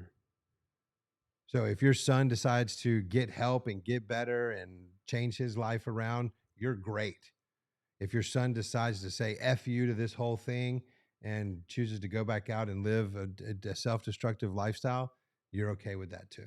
So And is when I that like a say okay boundary? with it, I don't mean like I support it, but I mean like I'm not going to wreck my life Right, because you're wrecking yours. because you can't help anyone. But like to get them to process that also, is that like a step by step, like Oh, let's set some 100%. boundaries. Let's 100%. Yeah. And it's self-care. It's like, look, you can't destroy your life because somebody else is destroying them. The other thing too is you can't make anybody do anything. It's hard as a parent because it can be, there's a fine line between, like the analogy of like pulling someone out of a hole, or when they start pulling you in with them, Yep. then that affects all other parts of your family and your health and your business too. Like on like the Oh, It's flip it, side it's all connected. of there's either being too absent and you need to be, or the flip side of, wait, you're totally being involved doing, and still Yeah. this is like getting toxic, and this Well, is like a little, this isn't a kid, it's an adult, you know and 25-year old now. understanding that. Okay, so I talked about it. I think yesterday I said, a well leader runs a well business, right? Well, a well parent runs a well family. But it doesn't mean that it's going to be, you can't control, you can be the best parent with a good do you get what I'm saying? People Mm-hmm. could think I failed as a parent Yeah. because It's dude, I had good parents. Like, I don't even lie. And I was doing, no one's perfect, but I honestly had great parents. I yeah. had So did I. no excuse to be, but they could have looked at that. I'm sure my mom had nights like, what did I do? Like, she didn't do anything wrong. Oh, I was just a, but like people, it's a hard thing to comprehend when you hear those things. Like, if you're running things well as a parent, as a business, then everything, you should be having those fruits. And I believe the seeds you plant, the fruits will come well, they out. they come eventually. You may not But get it what on about your when they time don't? frame. Yeah. You may not Like, get it on your time frame. My parents, man. I mean, my parents did. So, I mean, my parents were incredible, right? Both my right. parents are highly educated, very successful in the healthcare industry. Um, I mean, sent us to private schools. Like, I had everything I could have ever wanted. You know, it's not that they weren't there. They were always there. Never missed a Right. game. Like, and then it just happened. Like my life just spun out. But and then it's a very slippery slope, and it just kept snowballing, right? And so my parents put a ton of time and effort and money into trying to help me, but they had to get to a place where they're like, you know what, like I'm okay. Like I've got another kid I've got to focus Right. on. Like I can't keep letting Adam suck all of the energy out of this. And you know what? Like I didn't get better overnight. Like it took years for me to get it all figured out and a lot of work, but now it's amazing. It is amazing, but it takes a strength of, you have someone that can be toxic, and you, in the same way, can go with a culture or work. When you're spending 99% of your energy trying to fix this person that's toxic, that doesn't want to change, and you're only focusing 1% on the people that are doing great, or that other kid that's like doing amazing, it's like, dude, flip that. Like, Yeah. put 10%, 1% on the toxic person that doesn't want to change, and 99%. And that's why I talk about, it's different with team members and employees, because at a time you can be like, all right, you're out of here, you're fired. You can't fire your family, but you can start to love them at like an arm's length and be like, Yeah, never disconnect and never stop loving, but you've gotta, like, give them the opportunity to, like, find it themselves. Like, one of the most powerful things that yeah, my mom ever did for me, when I got out of prison and we, went to Texas Tech, to figure out if I was gonna go to school there, right? So we went to visit and had out a of prison. yeah, I Mhm. was out of prison, I was, on parole, all that kinda stuff, and we went my mom and I went out there to visit. I was like, "Holy crap, this place is incredible. This is definitely what I need to do." And, I did have a scholarship, but it was small, like it didn't cover everything. And so they were like, "Well, you can go over to student aid and look at, getting financial aid." And I was like, "Okay." So my mom and I walked over to the building where the financial aid office was, and we walked in, and I'll never forget, like, you walked in the doors, and to the left was the entrance into the financial aid office, and to the right was like a waiting room. And so we like walk in the door, and I started to veer left, and my mom goes and sits down and picks up a magazine. So I like stopped and walked over there, and I was like, "Hey, what are you doing?" And she just looked up at me and she said, "I paid for your lawyer." Hmm. True. She's like, "I paid for treatment. If you want an education, that's on you." And And so I went in there and I took out financial aid, like I took out good. loans and I paid for college. Dude, honestly, that's a healthy boundary because she's also like, I don't know if you're gonna Yeah. go back to like, dude, you've like I get, but Mom was like, "I supported you so that you've got the opportunities to right, succeed. Like you've had the counseling, you've got out of your legal stuff, like the obstacles for your success have been removed. right. Now you have to take ownership of your success." And And that's that's what a I tell good parents. message to It's, parents. that's what I tell parents all the time is like your job is to remove obstacles. It's not to give them success. And not It's just give them remove, the opportunity to succeed. yeah, set them up the best, but don't you can't You can't do it totally for guard them. them from all adversity because what happens when you're gone? Like I've seen that with people Yeah, too that are then they really don't know what to do. well, you give them everything of what your fruits have been for success, except what it took you to get there. Yeah, And like you were saying, they don't have to hit the same rock bottom as you, because I mean, he's openly spoke about this.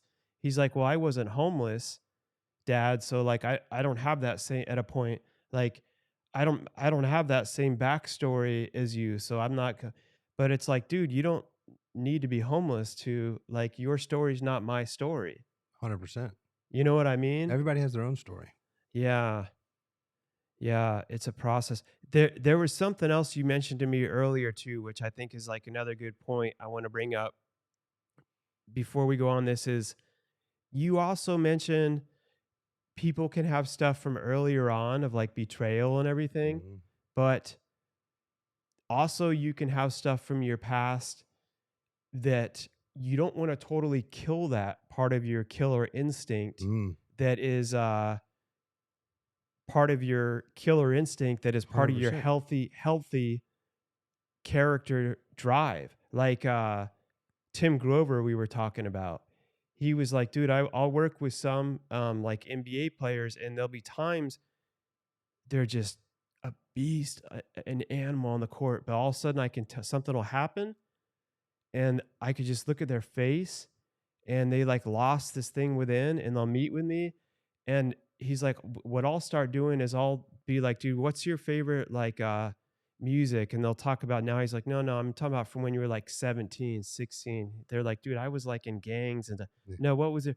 I like Tupac. He's like, all right, I want you to start listening to some Tupac. Like, what? I don't, dude, I want to bring that Yeah, because he's like, dude, that person that fought through those gangs and kicked butt to play basketball and like had to literally like fight people.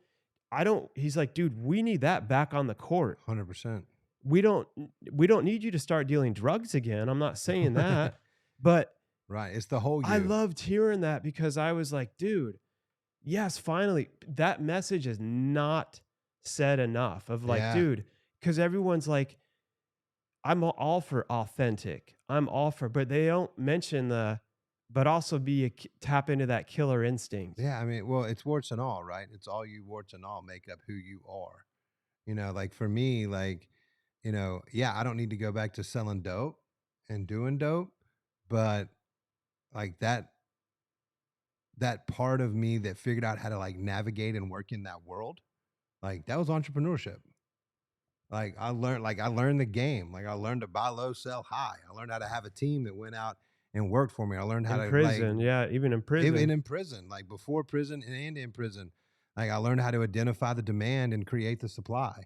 Like I learned how to create demand for the supply. Like I learned how to operate in a place where it was transactional, but it was also service oriented. It was also about relationships and trust and all of those things, which are very important in the business world.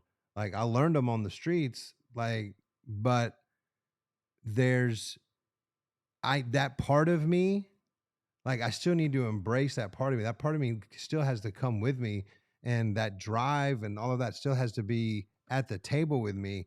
That Adam just made it like was really bad at decision making. Like I Right, chose like, get bad. rid of Like the toxic take the parts. Take the exactly like take the toxic penitentiary parts. chances out of it. Right. Because like I mean, listen, what am I doing? I'm slinging mental health, man. Yeah, yeah, and remind, because when you go through these new, like, battles, we can feel like, "Ah, I can't get," you can get in a slump, and Yeah. it's, like, almost like, "Wait, remember, dude, you made it through prison. You can Hmm. get through this freaking thing you're battling with this organization or Oh, financial." dude, You but it's yeah. I you mean, it's know? all the time. I mean, I remember in grad school. I mean, one time we had like so my wife and I think we had just gotten married. Um, so we had like this little apartment. We had like finals were coming up. We were in like our second year of our PhD program, which is like kind of like the crazy year. I mean, they're all crazy, but that one's like pretty nuts. We had like like a high level statistics final coming up and like Ugh, two like remember that. 30-page papers. Ugh. And like it was all coming due soon. And she's like on the couch and she's like pulling her hair out, like typing, like typing, typing, typing, just stressed to the max, like, Right. Red Bull in one hand, coffee in another hand, like, and like I'm like sitting at the kitchen table and I don't know what I was doing. So I started chuckling about something. And she like looked at me with like these fire eyes and are like, "What are you laughing about?" And I was like, "Oh, sorry, I just saw something online. Like, don't worry about it." And she was like, "How are you not freaking out right now?" Because we were in the same Mm, classes. And she's like, "How are you not losing your mind? You have the same due dates as I do." mm. And I just looked at her and I said, "Yeah, but it's just school." I'm not in prison. And she was like, "What do you mean it's just school?" And I was like, "It's just school. Like, what is literally, if I stopped, I closed my computer right now and stopped and I didn't go to my final and I didn't turn in any papers, what is the absolute worst thing that could happen to me?" She's like, "You would fail. You would get an F." And I was like, "Yeah, I'd get an F. It's not like they're going to lock me up. Right. They're not going to kill me. Right. They're not gonna They're not take a going to take sock and my put a lock freedom in it and and beat beat your me with face it. in. Like, it's just school." Mm. And so here's the thing, like, because that was my attitude, like, it's just school, I was writing the same papers that she was writing, but I was writing it without the like fire in my eyes, freaking the F out. Like, Mm. and so I was able to write it and like, I mean, I got everything done, But you still had but I got but it it wasn't done like a without Big losing my Lebowski, mind. but you weren't at like a Big Lebowski like, it's just school, like, Yeah, I'm no, no, not." I wasn't like the dude in it, It was but like, "Dude, this prison's way worse than yeah, it's just this." Like, this perspective. 'cause I had a roommate that was like the straight A kid, scholarship, book smart, never had to study, and I was the opposite. I always like, perseverance was Yeah, what school, I always say, taught me more about perseverance than anything else, 100%. because I got through what I hated to get through, but I saw stuff break some. I'm like, Oh, and I remember it was the same to me, like, dude, he was straight A when it came to, he never had to study, just that kid, photographic memory.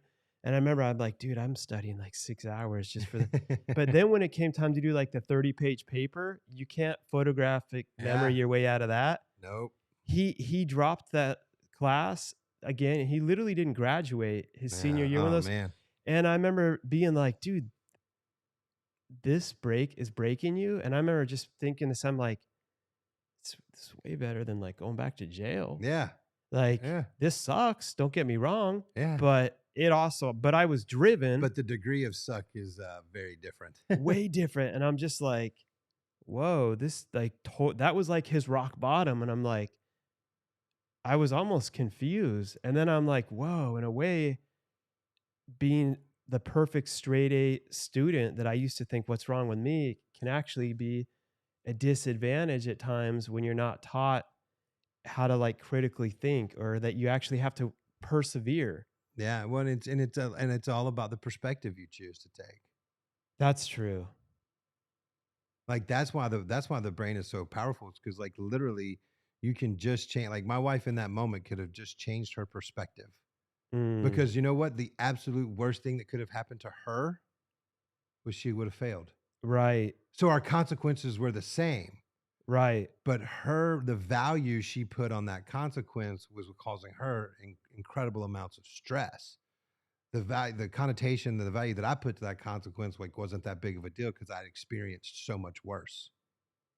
Like she had never experienced like the hardships that I had, not in the same way, not in the not in the same same feat, way, yeah, and like so, but it everyone has the ability to change that perspective. A lot of times it just takes talking to somebody and them like painting that picture for you. perspective, Yeah. Like, being taught to yeah. to to see. It's hard to change your own perspective because Right, we get so like tunnel visioned. right, But that's a big part of like when I like working with people is like, look, let me just paint a different picture for you to look at. You don't have to like accept it, but right, there's multiple ways to look at every situation. and it's a lifelong, like, journey of needing to learn, like, pursue this. Yes. I would almost say, like, knowledge of perspective and awareness, because you only know what you know, but then sometimes you gotta be reminded of even what you, "Oh, crap," like, dude, there's stuff I write and speak on, and then I'm not someone will, like, hit me with my own quote, and Oh no, no. I'm like, "Wait, who said that? That's actually," and I'm like, they're Oh, like, "Dude, you wrote that that in your was you. book." And I'm like, "Dude," then I'm like, "Wait, I'm not living that right now." No, 100%. So I'll fess And up, and then I'm like, "Crap, it holds me accountable," you well, a know? lot of times the furthest we get away from our moments, right? I mean, so like when I started what good looks like, and I left a very comfortable C-suite job where I was making a lot of money. And it's like, okay, my anxiety went up, because remember I said I started it in January of 2020. New house, Yeah, mortgage, new big house, mortgage, mortgage. And then what happened in kids, March of 2020?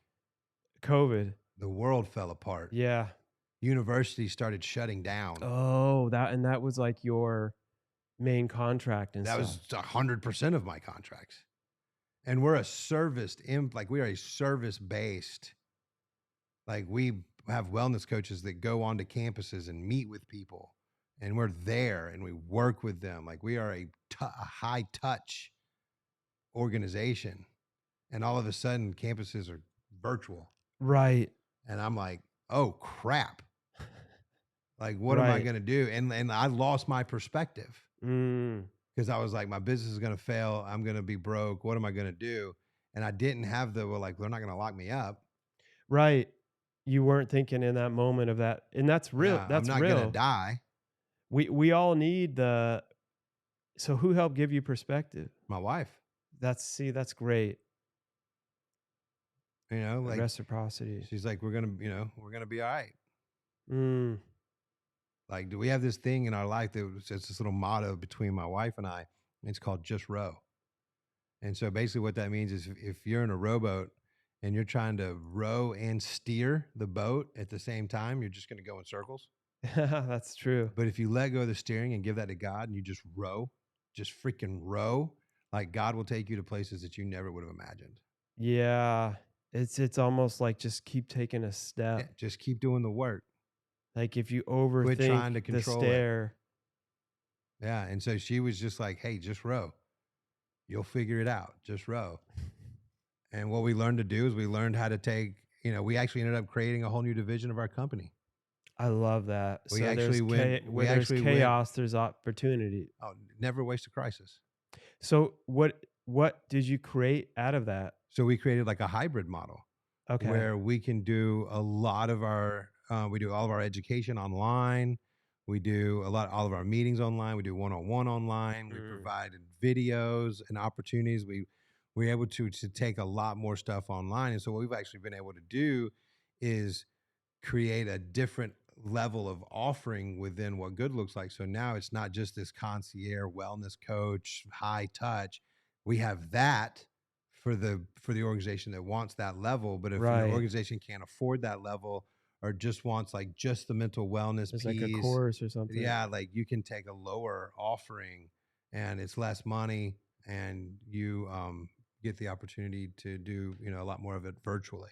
That's cool. And almost at the level where you're at too. Some people might not be at that level, like 100%. you said. So And it was good for like smaller, like smaller organizations. where can people go? Can anyone go and find, like, can listeners go find this, or is this Yeah. more specific to, like, say someone listening right now even wants to look into your services for their organization or for you for like specialized high performance like CEO Yeah. So consulting. they can just email me at if it's more like the specialized coaching, Right. at Adam ADAM. AM at MW Mindset, stands for mental wellness mindset.com. Okay. I'm writing it down so we put it in the show notes too. Adam at mwmindset.com. Yeah. And then, but all things what good looks like. So if you got, if there's people in here that or work for universities or work for like fraternities and things like that, you know, you can go to whatgoodlookslike.llc.com. Okay. Or there's our Instagram is at wgll.llc.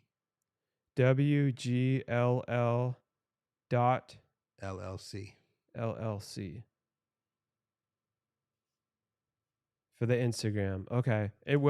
We'll make sure everyone, this will all be, if you're listening on the audio, when this is coming out too, all this will be in the show notes. You can click, I'll have the direct links for it all. Yeah, absolutely. I definitely would recommend a lot of listeners. It would be great to connect, even shoot you an email and just 100%. touch base with Adam.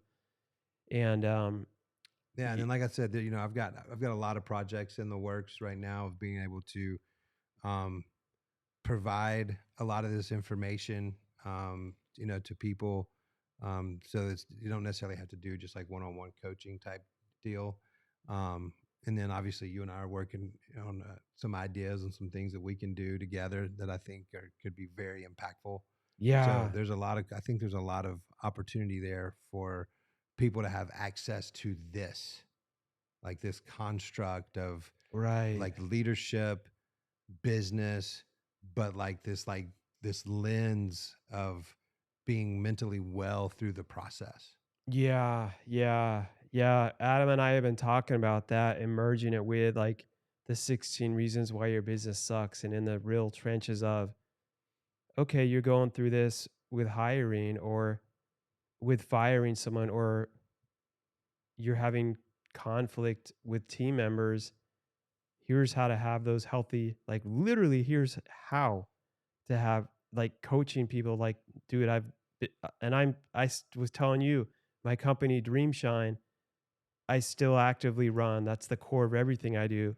I just had a meeting like 2 days ago with my head director about a gossip situation, a Yeah. drama situation. I'm in the trenches doing what I'm Yeah. teaching. So we're able to like talk about that, which like I already do and love to do from experience.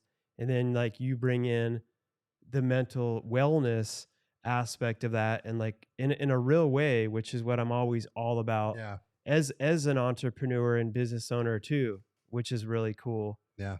and like merge those. Well, and understanding that, like, if you're a leader, if you're an entrepreneur and you're running a business, like, that you have to, like, you also have to be a productive member of your personal life as well. Like, you have to be a productive member of your family. You have to be healthy. You have to take care of yourself, or or your business is going to fail. Right. Everything will just start to pull down. 100%. Everything will, Yeah, it'll all fall apart. it'll catch up.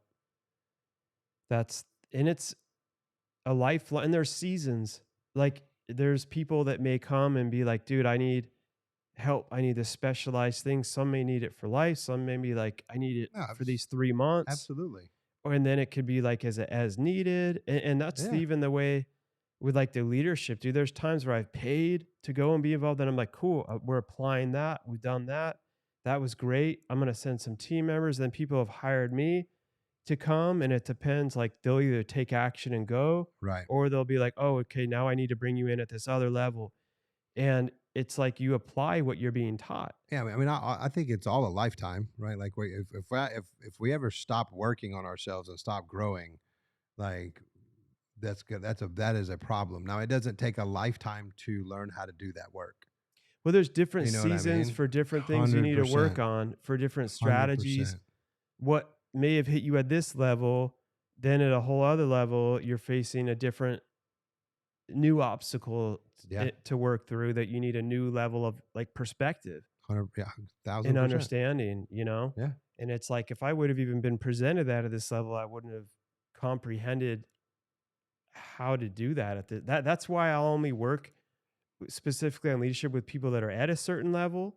It's not because I'm like, oh, I'm better. It's like they have to have the understanding of what it's like to have like a certain growth in business yes, and team members, and to comprehend what I'm teaching them, or else it's just gonna like they won't click until they've been through like the struggles of having a toxic person and not firing them, or not having right, that conflict, or right, having someone do a false civil lawsuit on them, which I hope people don't have to go through, but stuff right. like that, to be able to relate, to be able to, oh, I'm going through that now. So yeah, please teach me like ways to get through this. Yeah, no, and then it's all stepping stones, Yeah. right? Like, you learn how, like, and that's kind of like the whole reason I went through, your book and said, hey, there's 16 reasons why your business suck. Well, I can show you how you can use all those 16 reasons to make your life better outside of your business too. Right. 16 reasons why your business sucks and 16 reasons why your life sucks, Yeah, and how to make exactly. your life and business freaking awesome. Exactly. That's so true. Well, look, everyone, this has been amazing. We made this a two-parter, which I very rarely do, but I run my mouth a lot. I do too, man. We are almost at 2 hours, which by the way, I don't put a time. I'm glad. And yesterday was like an hour and a half. We did like 4 hours. So it's almost like Wow. a double feature, baby. Double feature. It's So, like when Quentin, do you remember when Quentin Tarantino came out with it was like Death Proof, and was it ah, Death Proof and Dust Till Dawn? Or yes, yeah, yeah, I'm yeah, trying to yeah. remember, it was the Death Proof. two. Was that Kurt Russell with a car? Yeah, yeah. I love Quentin Tarantino. I do too. That it came out on like Tuesday night at midnight, but it was a double feature, like in the movie theater. And he Like, made it like that it's like 70s style. 4 hours, like trying to stay awake. Yeah, because Quentin Tarantino did Death Proof, and then Rodriguez did the other one. It was wild at 3 o'clock in the The Dust morning. Till Dawn. Yeah, I think it was. I can't remember. It was. What that It was like wasn't where Death Proof. It was. What was the other? the Dust Till Dawns, where there was like That was like the yeah, vampires, and they but were in the I church. I love it because halfway through it unexpectedly Well, flipped into a that's vampire movie. because Quentin Tarantino directed the first half of that movie. Oh, And then and when Rodriguez. they went into church, so when it's all like character development and conversation, And that's so Tarantino. and he's like a And then they go into sociopath, and you hear yeah, him like almost like serial killer yeah. style. And then he walks into the church, and like vampires start ripping things and blood. Like that's when The bad Rodriguez guy. Rodriguez takes over. Dude, that was great. Then the bad guy becomes, like, the one saving Oh, them. what was the other? It was Death Proof. This is I gonna don't think Death Proof was out yet when that no, no, maybe no. it Dust Till was. Dawn was first. It was Death Proof. Okay, here we go. Dude, his last movie was, freaking genius with Brad Pitt and, Leonardo DiCaprio. Did you watch that? And the other one was Planet Terror. Planet Terror. Oh, was that with the ladies? Yeah, it was so they were released together as a part of Grindhouse. It was a double feature. Grindhouse. It was a double feature called Death Proof and Planet Terror. I I forget need to Planet watch those Terror. again. I Planet Terror was like it was like apocalyptic, like some virus was, and there's like hospital scenes and like a truck stop and I don't people like I need to watch that again. I remember the car with Kurt Russell, and he oh was yeah, well, like, the killer. I mean, Death Proof was yeah, I remember that. a masterpiece. Yeah, I love Kurt Russell too. Yeah, dude, it was. It was Yeah, great. that was an I absolute cinematic masterpiece. did you see his before his most what was his recent movie? So it was Brad Pitt and Leonardo DiCaprio, where it was in like the 70s in California. Once Upon a Time in Hollywood. I have not seen that yet. Oh, Is it awesome? oh my gosh. I Yeah. don't want to give anything away. Yeah, no, no, no, no. It everything. It's on my like I've got The it like the queued dark up. Yeah. humor, it's one of those ones, the more you watch it, the more you realize, and dude, it's just genius, and it's hilarious, it's crazy, Yeah, like this is dude, just shows it my was so good. shows my life. I haven't seen that yet, but I've seen like Encanto, like or Encanto like 400 times. You know, you can tell I have a 9-year-old and a 5-year-old. Trust me, I remember the day or Mickey Mouse Clubhouse and, like, Oh having that stuff not stop. no, like I when we moved into our new house, like They I take put over the like the TV, bonus room like above the garage, like I turned it into like a theater, and right. like I was like, that's I my saw man. pictures, it's awesome. I've even got like a big sign that says man cave, right? Like this is, and like I walked in there yesterday or before I came down here to get something, and there were like stuffed animals everywhere and blankets, and like it was like the Disney Channel was up, and I was like, yeah, this is. That's it. The kids take over And especially the I younger even put ages. a keypad on the door with a code. Oh, they'll learn it. Like you can't get in without the code. And yeah, she totally figured out the code. Yeah, mom probably told her. I'm sure. I blame mom. That'll work. They're smart. They'll watch. Like Gilbert's 7, and he's like, "What's your?" I'll tell him something like, "Oh, he won't remember it." Oh, they And remember everything. I know. I'm like, dude, how did you? Then I'm asking him, I'm like, wait, what's the password to my Yeah, thing no, again? no. Harper, like I caught her like watching. Like I was going in, I was like, deet, deet, and she was like, oh, 6. I was Yeah, like, and I'm like, what are you shut doing, up. Gilbert? Like, And he'll like turn and laugh. Yeah, yeah, I'm gonna have to put a new lock on there and just mix it up. switch it up. Yeah, and you But have whatever, I to love it. guard They it. go in there and watch movies. It's fun.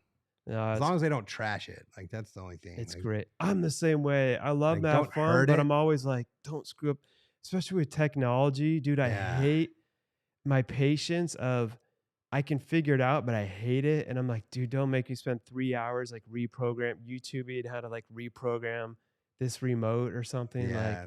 that's the stuff that That was drives the me one thing nuts. I did do with it. Like everything. I mean, the only thing that they could like really like hurt would be like the screen. Like if they went up and like clawed the screen. Like everything else is like there's closets that are built in that's got all the equipment in it. So they Smart. can't like touch any of the equipment, you know. And then the remote control is like pretty like I've got like this pretty intense remote and it's pretty straightforward. It's like watch Apple TV. That's great. You just Leave press that and it all, less room for that. By you the way, know. good business message there is creating systems that leave like the least amount of room for error, Yes. so people can. And we're with Dreamshine, with our User-friendly. program and all. We'll have cool stuff we learned the hard way. We'll get like a sensory room and all these remotes. Different team members will put them in different places. Well, dude, after like the 5th year of it happening and us continually being, why does this happen? Which I say don't to ask why us doing that. And I'm like, wait a second, it's our freaking fault. The definition of Right. insanity, the same. Thing We over need and to over create a again. better system. The same freaking thing keeps happening. So okay, how Right. do we make this systemized? And I'm more like, make it where we can't move the remote. The remote's built into the wall. You come in, Yeah. you tap this button. the less crap people have to think about, move, know where to put away. And we're constantly, it's an ongoing, always work in progress. Yeah, But attach the remote to the wall, attach the instructions to the remote, laminated, glued to the wall next to it. Boom. make it where you can't move it. Yep. I know. But it's so important to do that stuff. There's times where we'll spend hours. And so I try to do that like at our house Yeah. also. It's so funny. My dad, and I'm rambling. You can cut all this No, out. no, no, no My way. This my all is, dude, you know me. I don't cut I anything learned out. my dad. I don't know why I took this. My dad is brilliant at what he does. He's a hospital administrator, um, and just healthcare administrator basically. But I don't know why I remember this so much as a kid because he used to get so mad. Like if I went to his work, which means I went to a hospital, and we would like we were walking down the halls, and I guess if we were anywhere, he would get so mad if there was um paper, like signs taped up on the walls. That was like a big policy of his. Like you were not Like a allowed to pet tape peeve. paper. Oh, he would lose it because his whole thing was like it's temporary. Oh, it can Like just get pulled they off. can get pulled off, they can get frayed. It looks terrible. It looks terrible like day 3. So like his policy was like we need signs everywhere, but every sign must be laminated. It's so true.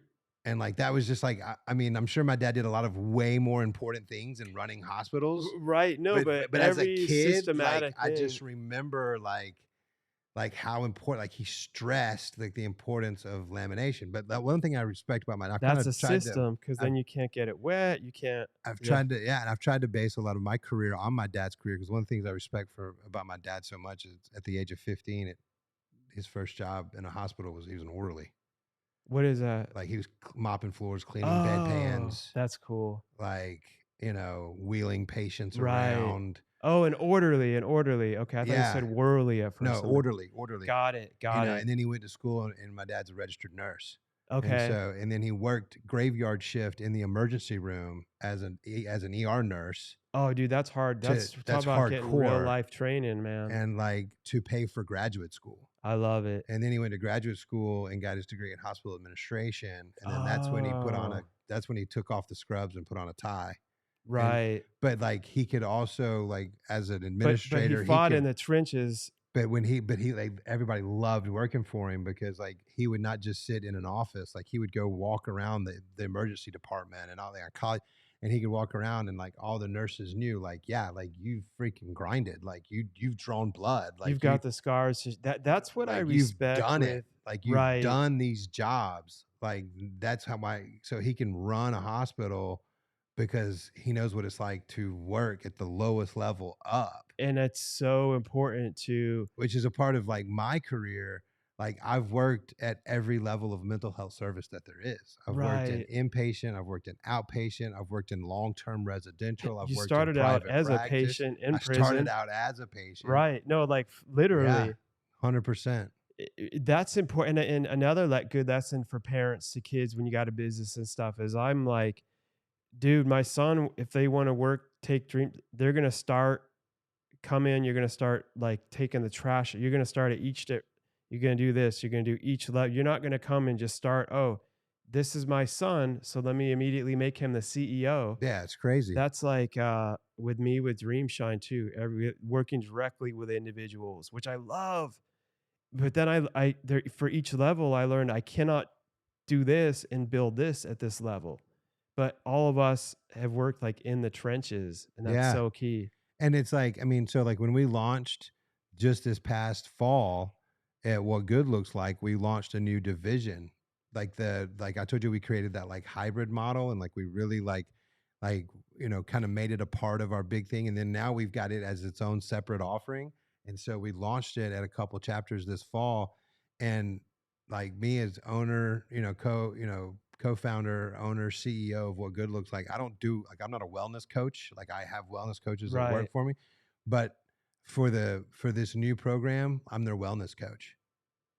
Like I'm the one that does like the Monday night wellness commission meetings Oh, with the wow. students. Like I'm the one that works one on one with them. I'm the one that helps them come up with their academic success plans. Like I'm doing it all. Like me, like they're getting Dr. Right. Downs because I won't do it like that forever, but I've got to be the one that does it that knows exactly what needs to be done to make it be successful and as Then you can impactful as create the everything else, system. Yeah. then I can create the training and train the wellness coach on how to do it. I'm with you 100%. That I always stress on, dude, learn it to delegate it. Yes, there's some things I'm going to subcontract out, like we're building a new pirate shipbuilding. I'm not going to learn, Right. but like within your company and stuff, I'm like, dude, learn it or get someone correctly to learn it, then delegate the process out so you're teaching what you've learned. If all hell breaks loose, you're not totally like abandoned on, oh my God, what do I like? You're Yeah. teaching what you've learned and you're able to teach it the right Well, way. I've done every single You level can make it better. in what good looks like. I've done every single thing that we do. There's not one thing that we offer that I didn't do first. Dude, I Like it think started it's with like, one yeah, contract with one organization and it was just me. it's the only way to build. And then it's interesting when you build to a certain level, there's a other mindset of where and you'll see some years online, you can actually start delegating your vision, Oh, 100%. which is really crazy and cool. And then people, it takes really trusted high level, but then they're able to share your vision and trusted to take it to another Yeah, level. it's so It's a I'm kind of beautiful thing, dude. And it takes, it's by the way, it it takes takes time practice. and it takes time from like an It takes entrepreneur's time. perspective. Like says I'm Don't trying rush to it. do that now. I'm trying to delegate my vision now with some people on my team, and it takes an extraordinary amount of trust on my end. Trust, time, and competency is the other thing that's left with delegation. Just because you've taught them and explained it and they regurgitate it, you also have to We do have to understand see them they're not me. and you have to watch them do it Yeah, with competency more than once. And then like each time it's like a rope. It's like you release at first you're micromanaging because you got, but each yeah, time you're able to, oh, they did that. You yeah, release it more. yeah, I never totally let go. yeah. So it Sure. may be a monthly check-in or a week, Yeah, but it's like you gradually now then if you see them not being competent, instead of being like behind their back, why don't they get no, pull it in, recoach them. Are they yeah. willing to learn? Are they competent enough to do it? Some people Exactly. aren't, by the No, way. 100%.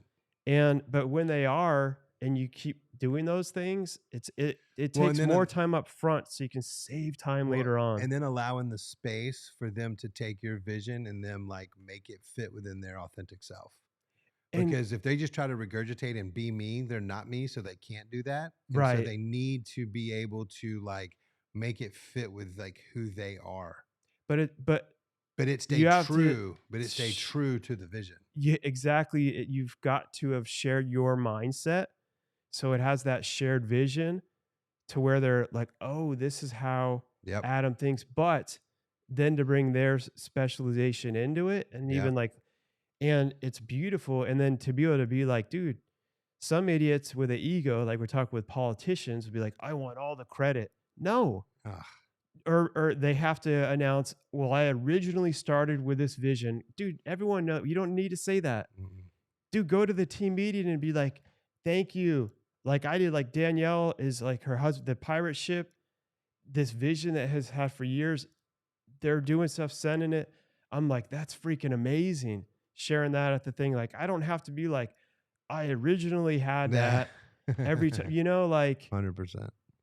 just to like feed my ego. And it's like, dude, get out of your way. But it's also there's all these sayings, but it takes time Yep. and it's always a process. And it's like that's people sometimes want to just be like, dude, take this away, take this weight off my shoulders. I don't want to do this. Well, guess what? Like there's a lot of crap you have to do that you don't want to do for a while to teach it the right way. And it takes way more time up front so you can save time later. Yeah. That's a lesson I've had to continually learn. And by the way, some people will screw you. You'll Yeah. invest, they'll just leave for no just kind of like the parenting. You can do it all right. Nothing about you. They may just whatever it is. Yeah. Don't let that make you think I can't waste time on anyone ever again because invest in it in the right person, the right way builds that team. But Yeah. it's always a work in progress. So Absolutely. listen, everyone, this has been awesome. Thank Yeah, you, man. Adam. We could chop it up forever, man. I appreciate this. It's been fun. I love it. We'll do some more, dude. I like just Yeah. doing ones where we're just talking on Yeah. Quentin Tarantino movies. No. I need to go download it, watch it for the flight home tonight. When you watch it, we'll do a follow-up. Yeah. We'll talk about it. I don't wanna give anything away. Planet Terror review coming. I need to watch that, and then you need to watch, Once Upon a Fun time in Time. Hollywood. Yeah, no, I'm gonna Yes. watch it. I'm gonna watch it. I'm gonna watch Planet Terror. So listen, we'll have a follow-up on Once Upon a Time in Hollywood and Planet Terror. Yeah, All love it. right. Hey, thank you so much, and this has been amazing. Part 1, part 2, make sure you've watched and listening to part 1. This will all be aired. Part 2 with my man Adam, from prison to PhD to entrepreneur to still going and changing so many lives, working with high level CEOs, so many amazing things. You're just going to have to check out both episodes. Never settle. Let me see if I can do this little camera switch here to make Carl happy. Boom. There you go, Carl. Never settle. Oh, that's great. Never give up and keep elevating beyond.